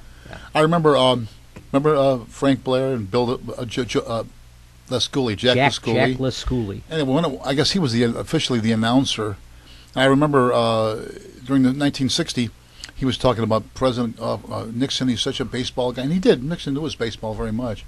And then Frank Blair says to him, "But I hear John Kennedy's a boating enthusiast," which he was. He goes, "Oh, really?" Like went over him, but yeah. Let's see. The Republican convention was here in 1960, but both of them were here in 1956. Wasn't Lincoln nominated? Lincoln was nominated in Chicago. What do you call that? 152. The Wigwam. The Wigwam, right. The Wigwam. Yeah. But You it was, know who it was actually a nominated building, but they called it the Wigwam. Yeah. The mayor, Long John Long John Wentworth. Yeah. right. I think that's what they named Wentworth Park A after. lot of Chicago has a long history of conventions. Yeah. A few riots here and there, too. Yeah. Let's see, 52, 56, we had both of them, I think it was. 52. In 1940, when FDR was nominated for his third term, Yeah, that was right. at the International The Amphitheater. Voice from the Sewers? The Voice from the Sewers. We want Roosevelt. Yeah. They had positioned. Yeah. I guess the commissioner of sewers from the Chicago Machine was positioned in a loft or somewhere in the basement. Yeah. And he had control of the microphones, and when they wanted to guarantee that FDR was renominated for a third term, Right. he started the chant, "We want Roosevelt." They want it by acclamation, We right? want Roosevelt. Right. Yeah. Well, that's like in the 68 convention, which was at the amphitheater in Chicago, and they were talking about the power of Mayor Daley, the original Mayor Daley. Right. And they said there are many politicians that can say they brought a convention to their state. There are a few politicians that can say they brought a convention to their city, but there is only one politician that can say he brought a convention to his neighborhood. There's this cable channel we discovered called Buzzer, B-U-Z-Z-R. Oh, My sure, wife found it. the old All quiz shows. old talk show, game shows are on there. Yeah. Here's What's My Line from, was it 56, I believe? Yeah. Who's one of their guests? It wasn't a super mystery guest, but they've been put in the blank. Richard J. was out there, Really? and he was thanking everybody for coming to the city and Is New that Chicago. right? I've never seen that. Yeah, it's really episode. interesting. Yeah. And it was, of course, he was a natural. And they didn't have to conceal. I mean, they didn't have to put on their They did. masks. Oh, they did. Yeah, they They did, did. yeah. Oh, okay. They guessed who it was, though. Oh, okay. But that we had both conventions that year. Right. 56, yeah. And what about, let's see, we had the 40. What was that held? The 1940. Was that The Democrat in 40 was here in Chicago. Yeah, was that amphitheater or was it the I think it was the stadium or what? No, I think it was the amphitheater. Yeah. I think it And was the then amphitheater. The amphitheater only went back to 1934. I thought it was older than that. There was one of them on Wabash Avenue. It was an old prisoner of The war camp that they put, Coliseum. they put a roof on it. I remember going to hot rod shows there. They had the front of the Libby prison was the Yeah. facade. Even when the Coliseum was torn down, that was propped up till they removed it. Did you know that? No, For years it was sitting there. The facade was propped up still. Is that right? We saw wrestling there. Remember, Tom? Yeah, we went to a wrestling match there. I know the 1920 Republican convention that nominated Harding. That was in Chicago. Mm-hmm. That was a Chicago convention. Warren? Warren Harding, yeah. What was his real first name? His middle name was Gamaliel. When did you say Gamaliel? Warren Gamaliel Harding. What kind of name is that? I think it's a biblical name. It's not it's not like it's mother's maiden not a like surname, Delano. It's not like Delano. I think it's a biblical name. Yeah. I heard that his Roosevelt's fourth election, was very close. By his standards, it Oh, was okay. close. It was. He got, I think, about 54% of the vote, which for Roosevelt was close. I mean, You're for talking about anybody the popular else, vote now? a percentage of the popular Yeah, vote. I right. mean, he had won 60% in 36. So his other races had been by a bigger margin. But again, I mean, he's running for a fourth term. So, no president had ever run more than twice. So, but he did, and there was already beginning to be concern about his health. I mean, there were people who were aware that just by seeing him on the newsreel, they could see that he obviously was not the man he had been even 4 years earlier. Well, it ages. I mean, it ages everybody that's Yeah. getting the job. But when he dies, he's only 63. He's not. Yeah. By our standards today, he was young. So, but I mean, it was becoming apparent to people who saw him on the newsreels, because there was Yeah. television, Right. that they were beginning to be concerned about. He even his says health. in that one last trip, was it from Tehran or where? He says he didn't even wear the braces. It was- The only speech he ever gave seated. Right. The only time he ever addressed Congress seated, and he makes a reference to the fact, because he would never even talk about Yeah. that.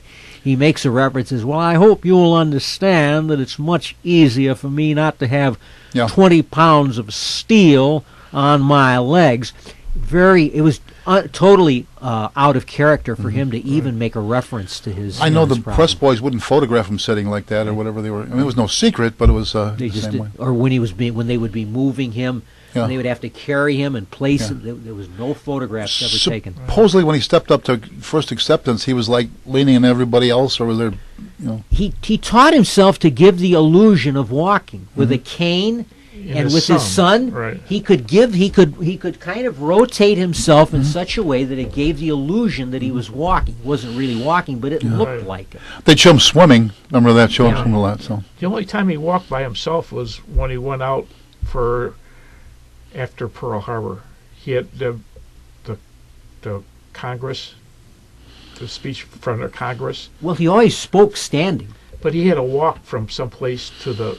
short Lecture. distance, though. Well, whatever yeah, it was. I mean, in the movie Sunrise at Campobello, they show how he walks to the platform to nominate Al Smith at the 1924 Democratic Convention. That's where he kind of gave this illusion Right. that he was able to walk with his son. You mean Al Smith, the guy from the White Sox who got the beer bath? Now this was a different. This was Alfred E. Smith. Yeah. Who said, "Let me tell you about politics in a big city, ladies and gentlemen." He first time to radio. It was the first time that radio was really a factor, where large numbers of people could listen to radio in 1928. And here's the Democratic nominee, and he comes on with this New York accent, and Yeah. it just just reminded everybody that he was a New York politician. The first Catholic, right? Yeah, and also you Yeah. talk about some nasty rhetoric written in the papers about this. What, his Catholicism and- Yeah, him and his Roman master. Yeah. All that The business like tunnel to the Vatican. Mm-hmm. People actually believed they were going to dig a tunnel under the Atlantic Ocean. It was apparently people that really believed this, so that the Pope could travel between Rome and the White House. Look what they believe now. that. When Alfred E. Yeah, Smith, they believed that Hillary Clinton was telling the truth. Telling the so truth. Yeah. if you can believe that, you can believe the tunnel to the moon. yeah, when he lost, he sent a one-word telegram to the Pope. Unpack. Unpack, yeah. So they had a sense of humor about it. Yeah. I know John Kennedy, trying to make a thing of his Catholicism too, and he went right to the Southern Baptist Convention and whatever it was, Went and to the spoke to and everyone. talked And about- it was the right thing to do. He went in there and Yeah. he talked about like his own brother. He said, was he being disloyal when he got killed in the world? Was I being disloyal? Right.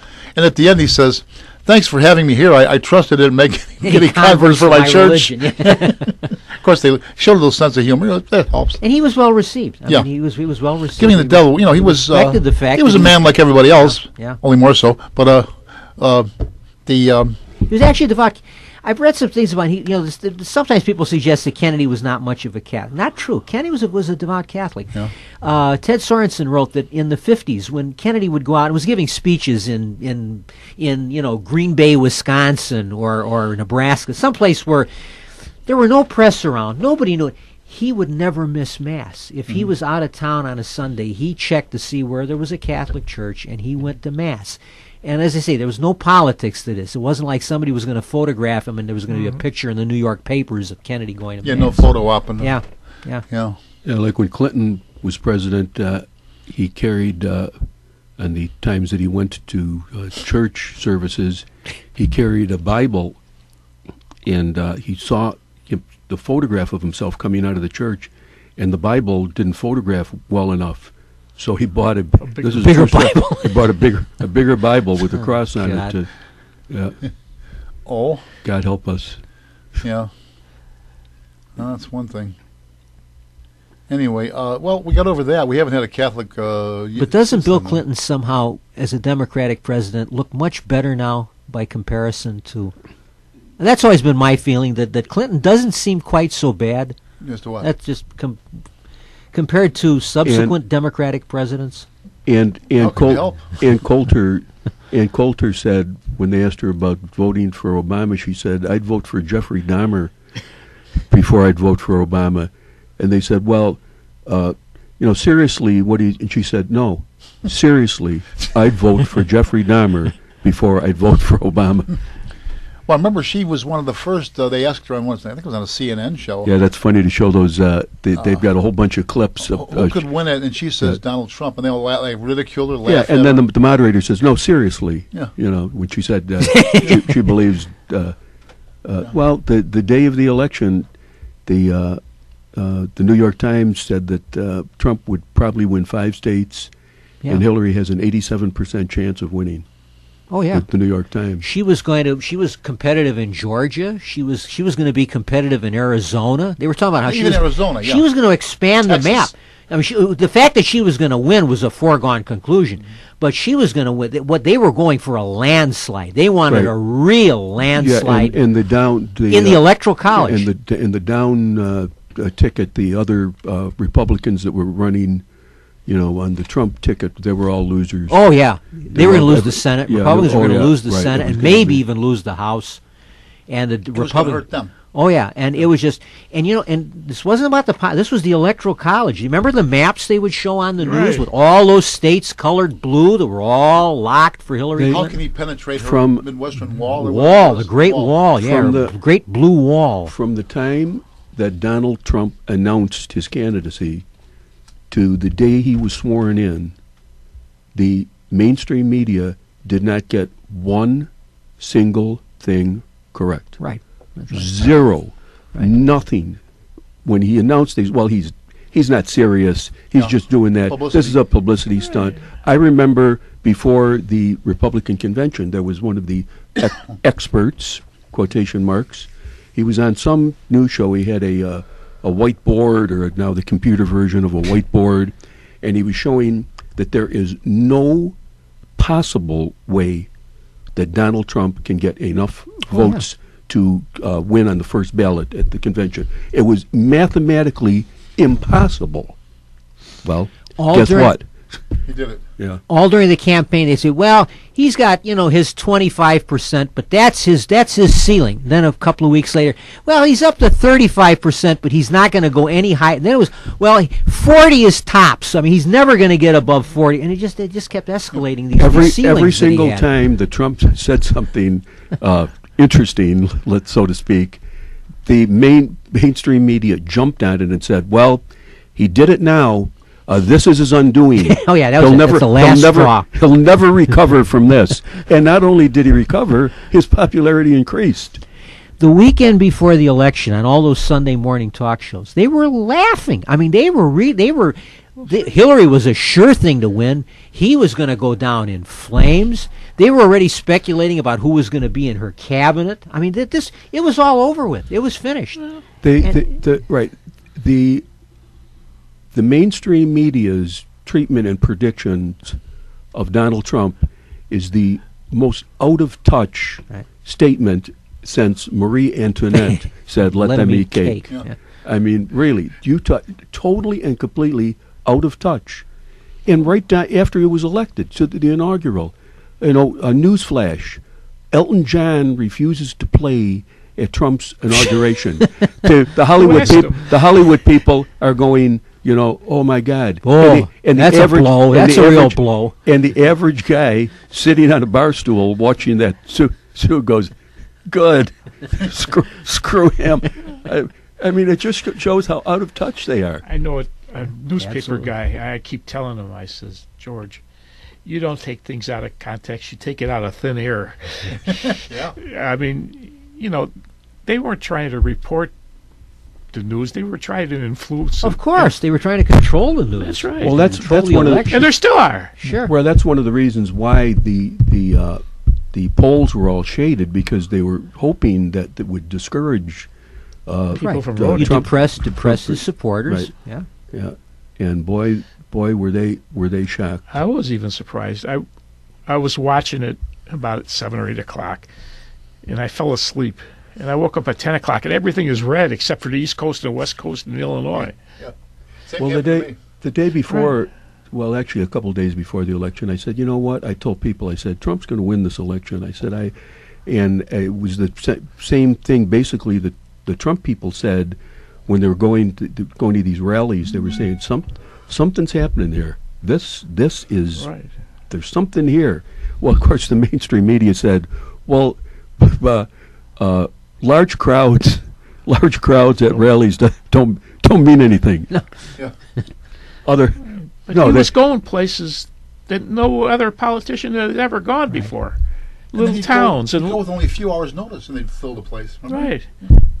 My Right. nephew was a mayor in Wyoming. They got one congressional vote, or One, Yeah. Wyoming And he only has went there. one seat in Congress. Yeah. Yeah, the Clinton rallies couldn't pay people to go to To them, show up. Yeah. Yeah. and the Trump rallies people were being turned away. There were thousands of people outside that couldn't Right. get in. Yeah. What you just said, Don, I was just thinking the same thing. I heard, I can't think, one of the commentators said that these polls are as much to influence us as they are to measure what we're saying. Right. Sure. And Tom, the only one I would talk to who had kept the most courage, I remember I'd make the mistake of listening every night, and I go, "My God, what's going to happen?" And you said, "No, he's going to win. He's going to win." I mean, I was hoping you were right. I told a friend of mine on the morning of Election Day, I said that Trump was going to win. He said, "You really?" I could foresee Hillary coming out that night saying, "I want to thank everybody. for electing me your next president. And then Bill kind of walks up and says, Hillary, darling, you didn't win. You lost. I did not lose. I won. The numbers you see are not true. I won. Yeah, And supposedly they have she to, threw a he would big, have to kind of ease her away from the she podium. threw a big temper tantrum. Supposedly, I guess Well, she she did got a couple of times, and one she said, even talking to her own people, you're supposed to be the ones that are so smart here. And what about the what were the deplorables? Oh yeah, the With the deplorables. deplorables. She made some very classic mistakes. That was one of them. Another one was she wouldn't even, when the Fraternal Order of Police, which has a nationwide membership of about 350,000, when she wouldn't even entertain the thought of asking for their endorsement. I mean, she wouldn't even speak. Wouldn't even speak to him. Then they I have mean, like, there were so many things in not one single thing, but all those collectively is one of the reasons that she lost. If they're still trying to figure out why she lost. well, what about putting the coal companies and coal miners out of business? Out of That's what she business, said yeah, it. we're gonna put And them- they replayed that over and over again. Right. She tried to deny it right to some guy at a table. Well, no, what you mean is you were frothing at the mouth when you said it and the way you said it.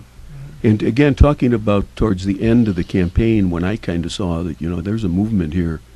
The only one in her camp, supposedly, that saw it was Bill. Bill, right. Yeah. And he said, And he's always been. He is a pretty shrewd analyst of politics. And he said, yeah. a lot of these states we should be where, because they stopped campaigning and concentrated on certain states. And The story is that he tried to warn them, and that Right. the brain trust in her campaign just brushed him off. That he was out of touch and that he didn't know what he was talking about. Well, I don't the think Trump- anyone Go ever said Bill Clinton wasn't what you said, a shrewd Yeah, he understands. But he was a schmoozer. Pardon me? He was a schmoozer. He could talk to people. Oh, yeah.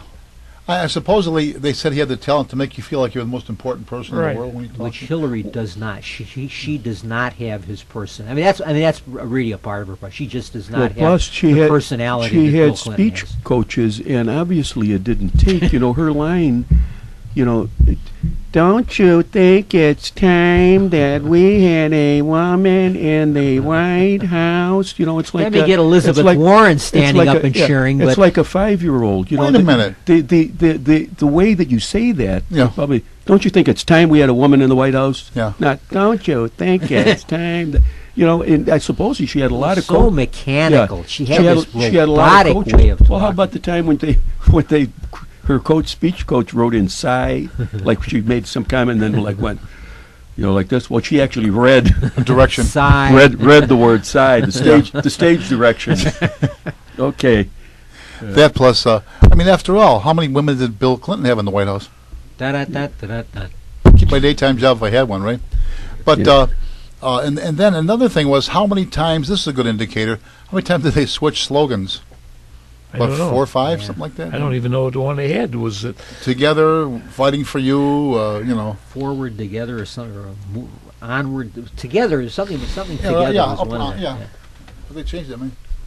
Yeah. And I used to love when I will fight for you. Yeah. Hillary Clinton, the champion of the black man. And then even with the debate, she's getting all the answers and everything ahead of time. Yeah, All Donna, these, Donna Brazil gave her the answers, and it was still a tough. Lester tough Holt and battle. everybody else was in the tank. They had the vice presidential debate, and that Kane, what's his first name? I can't remember. Citizen. Huh? Citizen. Yeah. Citizen Kane. He's jumping all over Trump. Not Trump. Keane. Mike. Not Mike Kane. Pence. Keane. Was it John Keane? McCain. Kane, No, her running mate. Her running mate. Oh, Hillary's yeah. running. Kane. Yeah. Yeah. He looked like someone who'd be your Cub master or something in Boy Scouts. But anyway. Yeah, plus, he made some real doozy What did comments. they say? This Cain ain't able. Yeah. Hey! Da-da-da-da-da. Hope you come back Yeah. with that one. Oh, they actually used that. Some Did you? people, yeah. It's Kane and Abel. By the way, before we also move on, I'll have you know that Tom and I know the uncle of Mike Pence. Well. we work with him. Yeah, Phil Pence, who was a Chicago police officer. Yeah, he's his uncle. And his I worked with him. and his.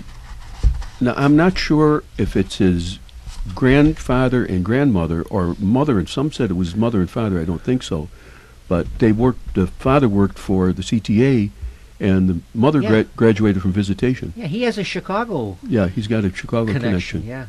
Yeah. Phil Pence, this guy that John just talked about, his claim to fame, I still see him on occasion. I haven't seen him in a while. So somebody asked me, is he still alive? I don't know. He's my age, so, you know, it's a 50-50 chance.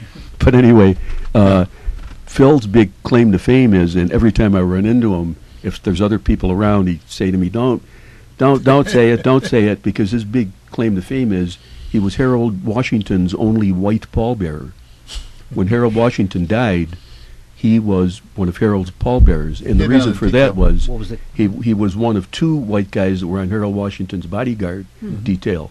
So that's, and I guess he became friendly with Harold. Now, he had been in the 2nd District like we had, but I think he came maybe a little after we were both left. In the 2nd District in those days, 48th Street was a very, very, very busy place. It was the place to learn. Anyway, the first time I actually encountered him was in summer of '73, afternoons. I was downtown on traffic on the 3-wheel, summer, warm evening, on Lower Wacker, and some guy says, "There's 3 punks just tried to hold me up." So I put it out in the air. I either got one of them or something. Oh, yeah, then I see Phil running down the lower toward the kid. Well, I was on the wheel. I caught him easily, you know. So he got routed up all 3, and he and his partner, it was Mo Brown, was later lieutenant. He Yeah. was a 1st District guy, and him and myself. I went to a court. Well, I originated the call, but that's when I worked with him, and he was very well schooled in the paper. And of course, he'd been in the 2nd District. And of course, I saw him let then after. The last place I saw Phil Pence was in Al's Char House in LaGrange, probably a couple of years ago. He didn't tell me. I haven't seen him for a couple of years Yeah. either. I think he lives in Palos now. I Yeah, believe. but that's and a matter of fact, his Mike, our vice president, his uncle, spoke about him frequently and about the Chicago connection. He said, "I remember when my uncle came over to the house, you know, in his uniform, and he was impressed by it." And, yeah. I tell you, what a difference in the people that are in the White House now compared to this administration and the other administration. I mean, the last administration, outward hatred for law enforcement and military. Yeah. You know, I mean, just it was disgraceful. Now you go every year and you participate in the police memorial. The National Police. How many times Memorial. did the previous president come there? Well, every president up until President Obama attended that, was the keynote speaker at the main ceremony in the Capitol steps. What it is they bring the surviving family members of all the police officers that have been killed in the line of duty in the city, in the United States. And there's averages out to between 120. Last year was a lot. I think there was 160 or whatever. But all the other presidents appeared there, and not only did they appear, but they made special notice to shake hands and give their sympathies to all the surviving members. And if you've ever been there, it's a very somber occasion, because when they bring the surviving family members in, you see young kids, Right. and young widowed mothers, and now fathers, of course, because the females killed in the line of duty.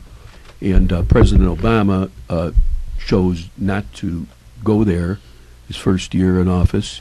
He was in Washington, D.C. He was at the White House, which is, if you're familiar with Washington, D.C., is walking distance from the White House to the Capitol, but he chose not to go.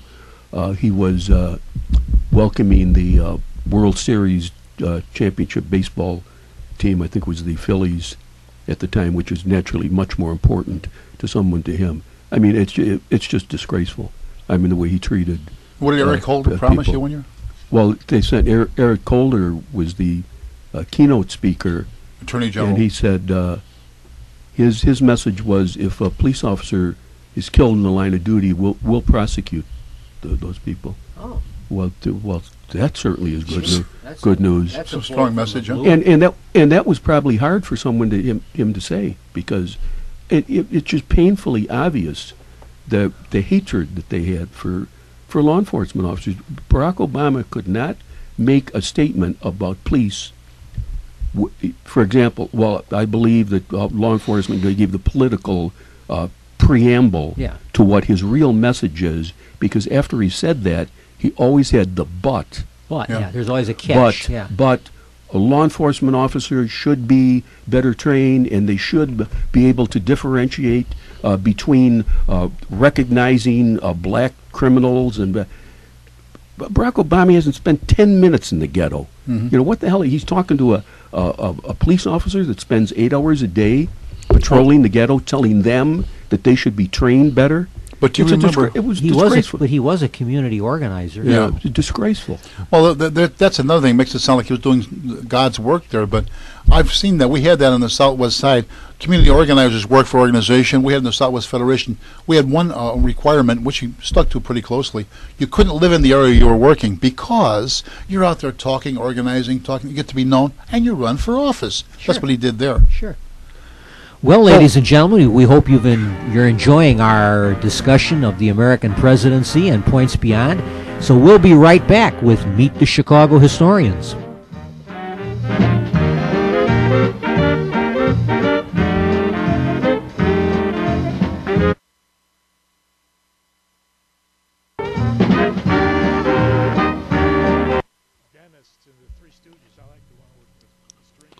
Friends, are you looking for a place to have some printing done?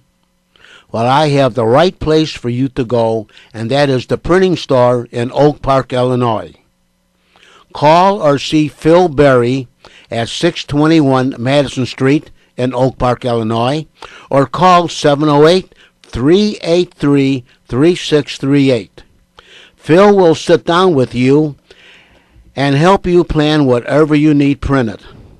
Now, his products are brochures, booklets, business cards, catalogs, envelopes, letterheads, flyers, invitations, newsletters, notepads, menus, mailers, manuals, labels, posters, postcards, price lists, NCR forms, sell sheets, table tents, pocket folders, and presentation forms.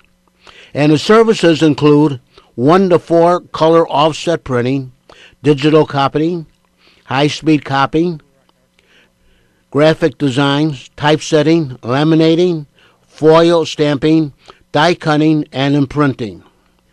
And he also has a complete bindery service, which includes booklets, cutting, scoring, folding, numbering, padding, and drilling. So once again, for all your printing needs, see or call Phil Berry at the printing store at 621 Madison Street in Oak Park, Illinois, or call 708-383-3638. And once again, they are located at Madison Street and Clarence Avenue, just east of Oak Park Avenue. And it's at 621 Madison Street in Oak Park, or call 708-383-3638 and ask to speak to.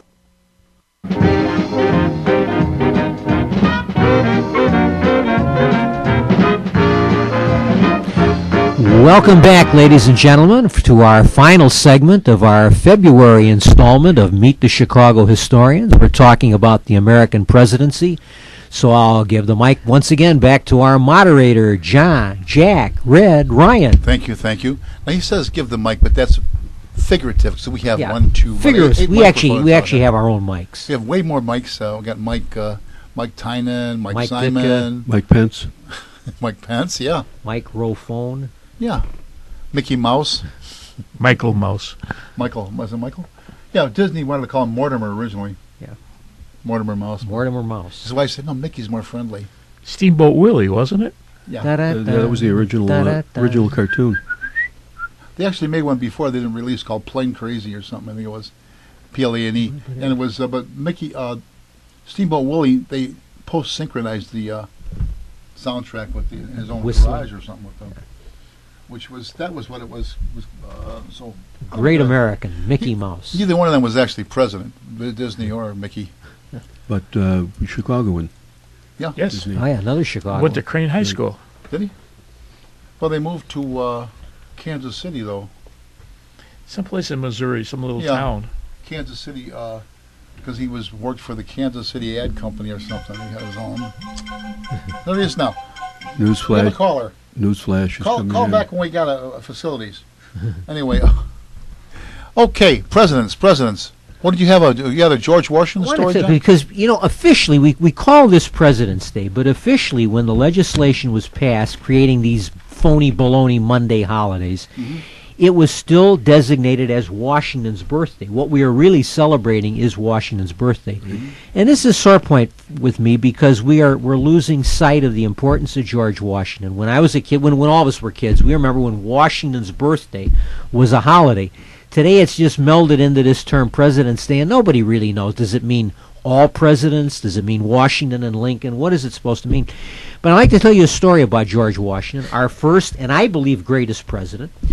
We always talk about the president as commander-in-chief. You hear that much more nowadays about the president's role as commander-in-chief, which the Constitution designates him. But during Washington's first term in the presidency, during Washington's presidency, they decided to levy a tax on grain that would be used to produce liquor. And this modest tax caused a great uproar in western Pennsylvania, where farmers did not want to pay this newfangled federal tax.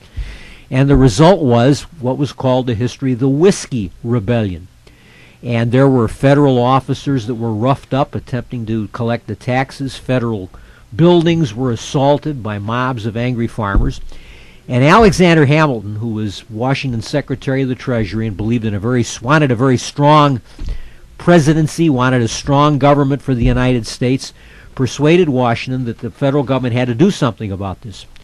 So Washington called out the militia of several of the adjoining states. And then he did something that really history doesn't tell us about. He put on his uniform, the uniform that he had worn as a lieutenant general during the War of Independence, and he rode out personally at the head of the army. He led the army into western Pennsylvania, and when word came that the federal army was headed that way, state militia but mobilized into federal service, with George Washington in command, the Whiskey Rebellion collapsed. It was the end of it. They arrested a few of the leaders, whom Washington then pardoned. But the interesting thing about it is, it was the only time, to my knowledge, in American history that the president personally led an army into the field. Not only that, he did it wearing a uniform, wearing the uniform that he had earned as Commander-in-Chief during the War of Independence. The title Commander-in-Chief originates with the title that was given to Washington by the Continental Congress. So before he became president, he had been Commander-in-Chief of the armies of the United States. And there's a great portrait that was done in later years of this. It shows Washington reviewing the troops in uniform on a white horse with the gold epaulets. Alexander Hamilton is there in his uniform because he had been a lieutenant colonel. He's Secretary of the Treasury. He's there in uniform. And the army was assembled in outside of, I think, Carlisle, Pennsylvania, where the Army War College is now located, reviewing the troops assembled to crush the Whiskey Rebellion. Only time that an American president led the army in person. That very story you just told, Bill O'Reilly had in his one book, and they did it. Did he? A little docudrama this past year, exactly as you said it. Is that right? He led the troops out, they arrested, and he pardoned. So he did everything. He did. They showed they were, but he also showed he had mercy. And right. Was that the same as Shays' Rebellion or no? Shays' Rebellion was before the Constitution. Shays' Rebellion was another tax uprising, same part of the country, but it was one of the things that led Madison and Hamilton and others to say, we need a stronger government. The Articles of Confederation do not give us a strong central government. And Shays' Rebellion played a part in the drafting of the Constitution of the United States. Would it be fair, gentlemen, do you think, with this, before we had the Constitution, would it be fair to compare the Articles of Confederation to what they have in Europe now, the European Union? Is that similar, or we have the same monetary system, right? For all the I states? suppose you could make. I mean, it was a loose federation.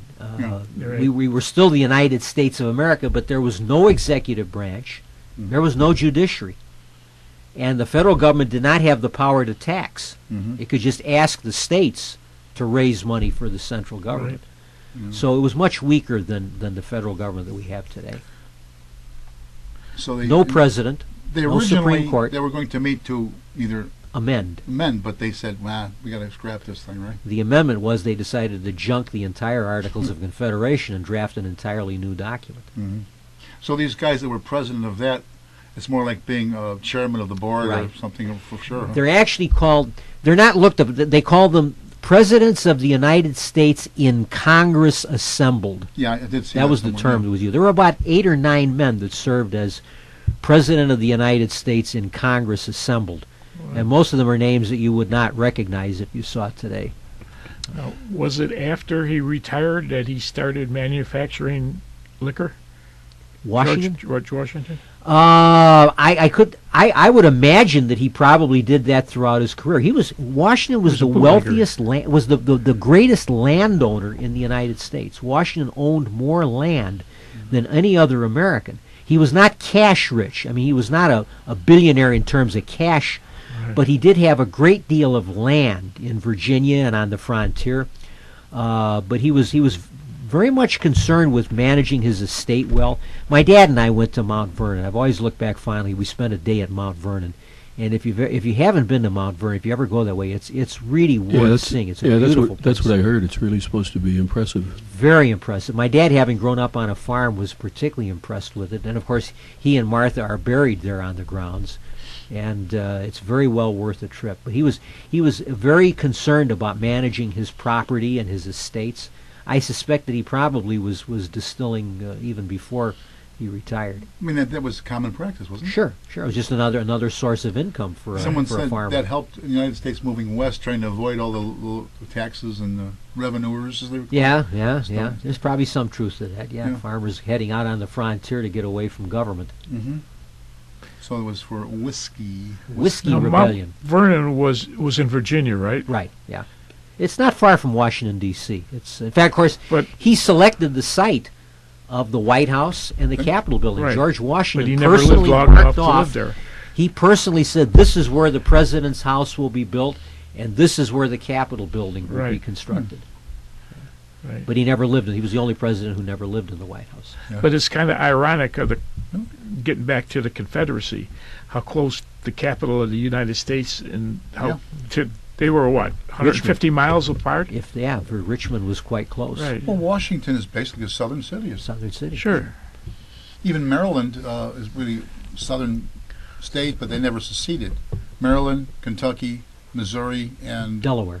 Delaware. Yeah, Four- Delaware. I don't four- think of Delaware. You don't think of Delaware, but Delaware Well, was it a was. slave state. Slave state, yeah. Slave state. There had been slaves in Massachusetts. There were slaves in the northern states, but slavery had disappeared Yeah. quite quickly after American independence. Obviously, it wasn't very profitable. Yeah, yeah. That's what it was. Crispus Attucks was the first to be. He was a free man. Yeah. Free black man, and he was the first casualty of the revolution. They say. Yeah. We had a Crispus Attucks school in about 37th and off the state there. Sometimes you see it as a Crispus Attucus. I've seen it as a Latin name, Crispus Attucus. Yeah, well, no. But usually it's Crispus Attucks, Yeah. T-T-U-C-K. Yeah, right. But it's amazing how our own history, like you're talking about what we're mentioning now, election procedures and Constitution superseding this The articles. twice in my lifetime. 2000 was it? Well, that was the 2000 election was Gore and Bush. Bush W. And the last one, when it come down to the electoral vote and popular vote, I heard people say, "When did they start that?" And I said, 1787. Right. I mean, are we missing somewhere in the civics or what? Well, the thing is, with the Electoral College, most people, again, they don't know what it is, and some have never heard of it Right. except with these elections. But when it's explained properly, you say, "Boy, that was a Brilliant. pretty good Right. idea." Yeah, give the smaller states a You little. have bit to where win state by state. Right. And I You're think- elected by the popular vote, but state by state, So you have actually we have 51 separate elections there, including the D. Right. including the DCs, District all of those. Columbia. You elect electors who like. Yeah. Our friend Grover Cleveland, who we spent some time talking about, he also won the popular vote in the middle term between his two terms. He won the popular vote, but lost Lost the electoral college vote. That's how Benjamin Harrison Did he becomes say? president. When did they start that? No, I don't think so. Well, and people complain, well, they should have it, the regular vote of the people. Well, if the election would have turned out the other way, this last election, you would have never heard anything about the Electoral College. Now they wanted the popular vote because between the East Coast and the West Coast in Illinois, they have more popular votes than the rest of the country put together. Mm-hmm. Right, the way someone explained it, which to people that are into sports more than they are into politics, they said, when they were saying, well, Hillary got more popular vote, they said, well, that's like at the end of a football game saying, well, we got more yardage rushing. Yeah, yeah. So, well, no, it's the final score. Right. That's who wins. Right. I tried to introduce the term to my own young kids when they were small. Like when I was off for the weekend, where do you want to go out to eat? I said, we'll do this by electoral votes. Michelle got 100 electoral votes.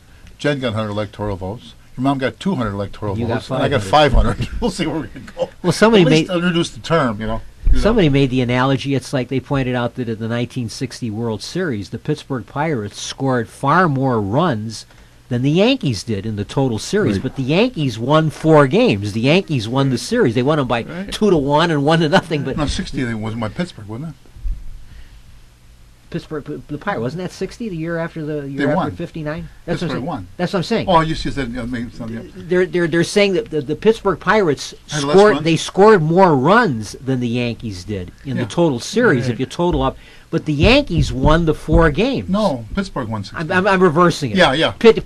Yeah. I'm turning it That's around. a good way to explain it. The Yankees won. The Yankees scored more runs, but Pittsburgh won 4 games. Right. Forgive As- me. Yeah, as I told turned one of it these around. folks, I said, okay, in the state of Illinois or any other state, if you win the state by one popular vote or get all of them, you get the same number of electoral votes. So you could win a bunch like that and then have some that are real close, and you wind up with more popular votes but lose. That's right. That's the way it works out. Yeah. It's the electoral vote. Yeah, you can carry California by 10 million votes, but I mean, you still get the same number of electoral That's right. votes. Because you get everyone or you get just Yeah. win it by one. It's the same. And then if you carry New York by 1 vote, you get all of their you get their electoral votes too. So it doesn't Oh, what's considered a close election anyway, as far as the state goes? Who's got the biggest hammer? What did Stalin say? It's not the election who counts the votes that counts. Well, they Well, I could thought- go for Cook County, too. I thought Mayor Daley said that. Maybe. Yeah. How do we get Stalin into that? Joe Stalin. My dad kept saying, well, that's not fair. He says, what do you think this is? This isn't a... He said, this is a... I can't remember what he said. But, he said, you do what I say. Yeah. But that's the way it goes. They were That's brilliant right. in the way they set it up. Yeah. One more thing, let's see, presidencies. One thing we always got to remember, and we all do this to a degree, the president doesn't have a magic wand. When you mention my mother-in-law, my late mother-in-law, Clarice Jones, if I mention Herbert Hoover was a brilliant man, she goes, oh. Well, I mean, it wasn't all Hoover's fault. No, It was no... but he took the rap. Yeah. took the he put the fall for it. And as we were talking about in one of the classes we had, his philosophy wasn't much different. Franklin D. Roosevelt said, we have nothing to fear but fear itself. And Herbert Hoover said, we suffer more from frozen confidence than from frozen assets. Right. So it's basically the same thing. Of course, when you're there when it happens, it explodes, it's hard to... A lot of conservatives, the free market conservatives who don't like the New Deal are not that fond of Herbert Hoover either. I know. Because Herbert Hoover was, by modern terms, Hoover would have been considered a liberal Republican. Yeah. He had served in the Woodrow Wilson administration. A rhino? He was not a Cal Coolidge Republican. Calvin Coolidge made some disparaging remarks about Herbert Hoover, called him the boy wonder, because Hoover had, of course, had never really been in politics. He had never run for office. Was he an engineer or something? Yeah, he was an engineer, and Which railroad? he had held it in on a ding dong, pulling that little. I just watched The Horse Soldiers not recently. Oh, yeah. John Wayne was an engineer. Hoover had never run for public office before he ran for president of the United States. He had been in Coolidge's cabinet, and Coolidge made some disparaging remarks about him. So he was not a rock-ribbed Republican of that era, a small, strictly speaking, small government, balanced the budget type. And there are conservatives who think that he actually helped make the depression worse Well, by yeah, he probably doing did. things. I didn't say he didn't. By It was doing that it. wrong policy, one way to go. Yeah. Just like that. Jimmy Carter was supposed to have been a brilliant person. So was Hoover. Hoover supposedly, because at this cabinet meeting, everyone around the table would say their question before he answered them in order. He can remember what they said. Yeah. But that's Yeah. being intelligent and being smart aren't necessarily the same thing, are they? John Quincy No. Adams was one of the most intelligent men that ever served in the White House, and he was a terrible president. He was one of the total failure as president of the United States. Brilliant man. Brilliant man. I always thought the worst thing that could happen be educated beyond your intelligence. Good thing that doesn't happen very often these days. Maybe it happens more than you think. Yeah, yeah. Lyndon Johnson once had a conference. He says, we had a meeting in the Oval Office, and we had a Harvard professor, we had a dean from Yale, we had the president of Princeton University, and a graduate of the Texas State Teachers College. Yeah. Graduate of the Texas State Teachers College who wound up with the LBJ Ranch. Right. There was I forget what talk show, they had Steve Wynn from the Las Vegas fame, and they had two professors of economics, one from Harvard and one from Princeton, I believe. And they were talking about the jobs and the economy. This is about I think right at the start of Obama's second administration. And they were giving very over-the-top intellectual ideas about what we need in the economy. And Wynn told him, both, he said, "Hey, shut up."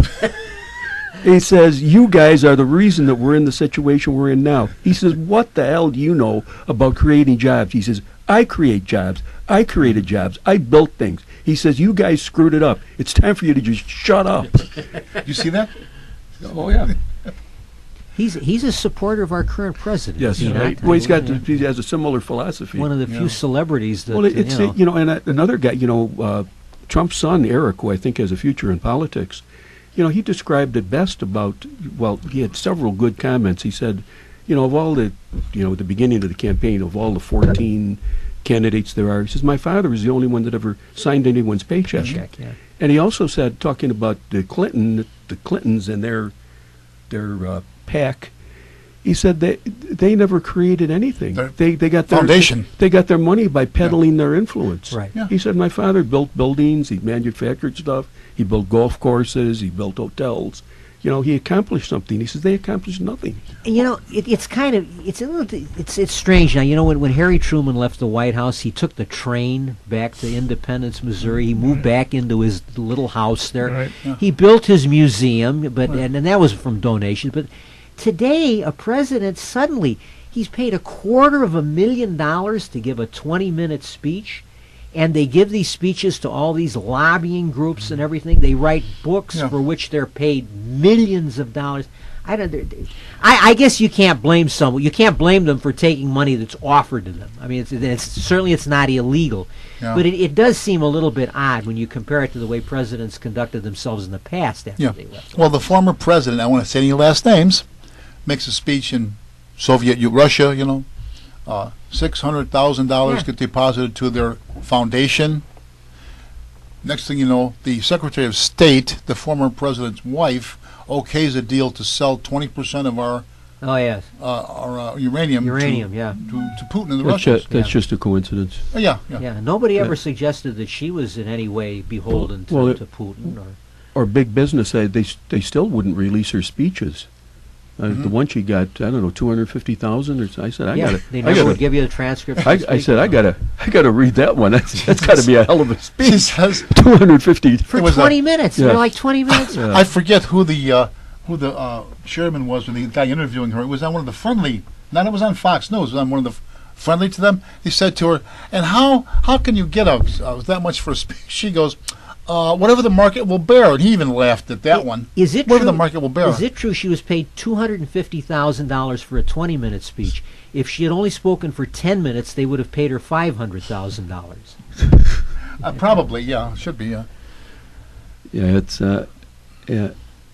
Well, I think this last election, and I don't know, we're talking back through history of all the presidents and presidential elections. Has there been any time in this country's history where the country's been more divided? I mean, it's really the animosity. Yeah.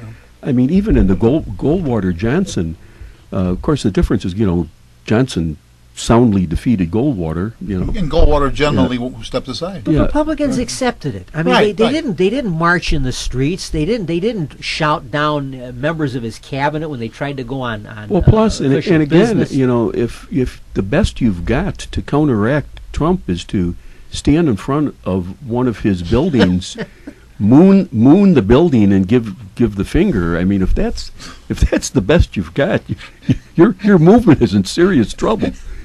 Yeah, that and maybe destroying Berkeley. You see that?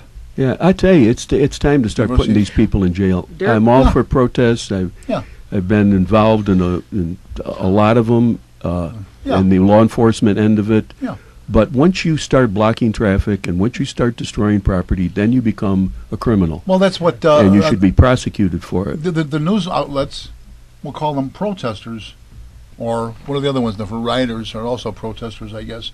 When someone is yelling, "Burn down that BITCH," when he's talking about the town here, nothing happened. I saw one of the, and I there's this show, I guess, that's called The View. Yeah. Oh. And Excuse me while I heave. one of the women who's on The View, there was a suggestion that they would get tired of protesting Trump because this is all starting. I mean, he's been president for 10 minutes and they're out there protesting. Sure. And she was going to say, "We're not going to get tired. We're not going to get tired." No, but it strikes me that I think the country's going to get awfully tired of it. I think people are going to get this is going to wear thin if this is just going to go on month after month after month. This constant deluge of criticism that everything he does is wrong, everything he says is a lie. I can't see people putting up with this for 4 years. Well, certainly, if something, it'd be like the boy who cried wolf. If there was something that does. I think they're going to wear out their welcome pretty quickly with this. Well, plus my message to the demonstrators, especially in Chicago, if you hate the police and you're anti-police, your demonstrations are putting a lot of their kids through Catholic high schools and colleges because the overtime. A good friend of mine works in First District. The overtime that he's making is astronomical. So if you really hate the police that much, you're doing them a great service by protesting. Keep up your work because they're making a lot of overtime. Yeah. If you hate the police, next time you're in trouble, call a reporter. Yeah. That's right. One thing I liked when they were protesting the president during the parade and they were busting windows, and all of a sudden these guys are getting charged with criminal felonies because it's a federal law. It's not a municipality, and I guess they're going to come down on it pretty hard. And they should be, and I like when they smashed the windows on Starbucks, which is a very liberal organization and supported Hillary. Right. So that was a little irony there.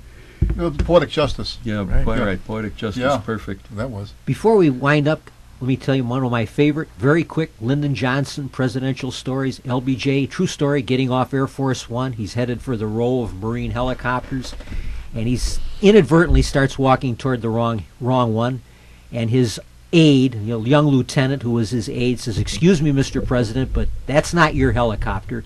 Your helicopter is this one over here." And Lyndon says, "Son, these are all my helicopters." I got a story too, the Harry Truman story. And I met this guy who was on the job. He was in his later years. He was working inside in the review office somewhere. And I heard a good story, the same story from two good sources. Tom McGivney was Jack's father, and a few years in the motorcycle, and a couple other people. There was this guy, I'm not going to say his name because his family's out there. We'll call him Bozo. No, I won't call him Bozo. We'll call him Tommy. Well, I'm sorry, Tom. Well, just don't call him anything. This officer was part of the escort from Harry Truman when he was president, going out to Midway Airport, which was then our main, formerly the Chicago Metropolitan Airport. World's busiest airport. Yeah, it was. And Anyway, they out onto the field. They all are stopped there. They're all standing over there, and he walks by, and Harry says, "Thanks, men. That was great." And the man says, "What's the matter, Mr. President? Didn't you like the escort?" So Harry looked at him and says, "Wait a minute." He goes in to the plane, and the Secret Service man came out with $100 for every cop. So that's supposed to be a very good story. I mean, it was like showed Harry was a regular guy, and it took. Someone said this guy had really had a set to say that the President of the United States. Yeah. And obviously Truman was familiar with Chicago police officers. He was Chicago. Want to tell your story? That's right. More souls, Bill? No. No? That's No, one too many? Yeah. Well, thank you, Don Peter, for coming today. Been a pleasure. Once again, you are from let's hear some boost about your organization. Fire Buffs of Illinois, in the Fire Museum of Greater Chicago, and the 511 Club. Do you have a website for your fire buffs or no? Yeah, but I don't know it. well, you Don't got cough. to type it in. It'll come up. Yeah. Right. And You thanks can for get, you being can get and listen, anything. come down anytime. Okay, Anybody who's I'll drop in. What are you, a German-Italian mixture? Yeah. The Axis Born in powder. Arkansas. No Born in Japanese Arkansas. blood in Born- there. The Rome My dad was in the Army. Ah, born in Arkansas. You're an Italian-German hillbilly. That's right. So I tell my kids. Dad was Irish, mother was German. My wife is from Western Kentucky. Like, I'm little Irish-German hillbillies. Tom? You're talking about ethnicity? Yeah, whatever. Yeah, well, I am 100% Irish. Yeah? I have grandparents on both sides, Yeah. all Irish ancestry. Well, that's like when I was directing traffic in 1973. It was at State and Lake or whatever. And the yellow's right there and right stairways. Warm evening, summer, and guy walks down the stairway. Just look at him from he had the train outfit on. This is an old country Irish guy. Just his hair is wiry. You look ruddy. He says to me, he looks at me, he says, "Tell me now, what county do your parents come from?" And I said, "Cook." Cook, Yeah, not Cork. Cook. Little guy with red hair? Huh? Little guy with red hair? No, he wasn't red hair. He was, Oh. well, you know. I knew a guy. He, Yeah. he had the longest seniority as motorman, which you Well, can't he call was a him. motorman. This guy. Yeah. Could have been. Very wiry, Yeah. Looked like one of the guys on the crew in the Quiet Man. Anyway, John, last but not least, our announcer today. And we wish to thank Kevin of Jack FM, WRHS 89.7 FM, for broadcasting our shows over the Ridgewood Radio Network. Recordings of previous Meet the Chicago Historian programs are available for your listening enjoyment via the internet at www.windycityhometown.com. This is your announcer, John Escachocco, sitting in for Rich Lang, who I always said has a great voice for radio. One more thing. And before we break, we have our tagline. Remember, history is much more. This is Jack Ryan saying, history is much more than a book you keep on the shelf.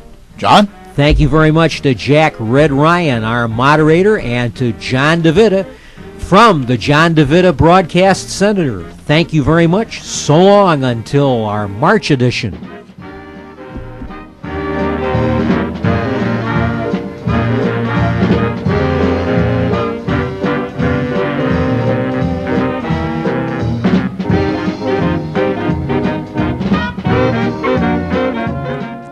You have been listening to Meet the Chicago Historians from the John DeVita Broadcast Center on the Windy City Hometown Entertainment Network on Monday, February the 20th, President's Day, the year 2017.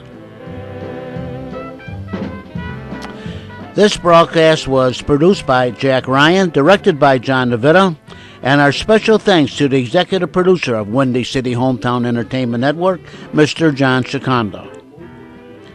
Today's program was pre-recorded on Monday, February the 20th, the year 2017.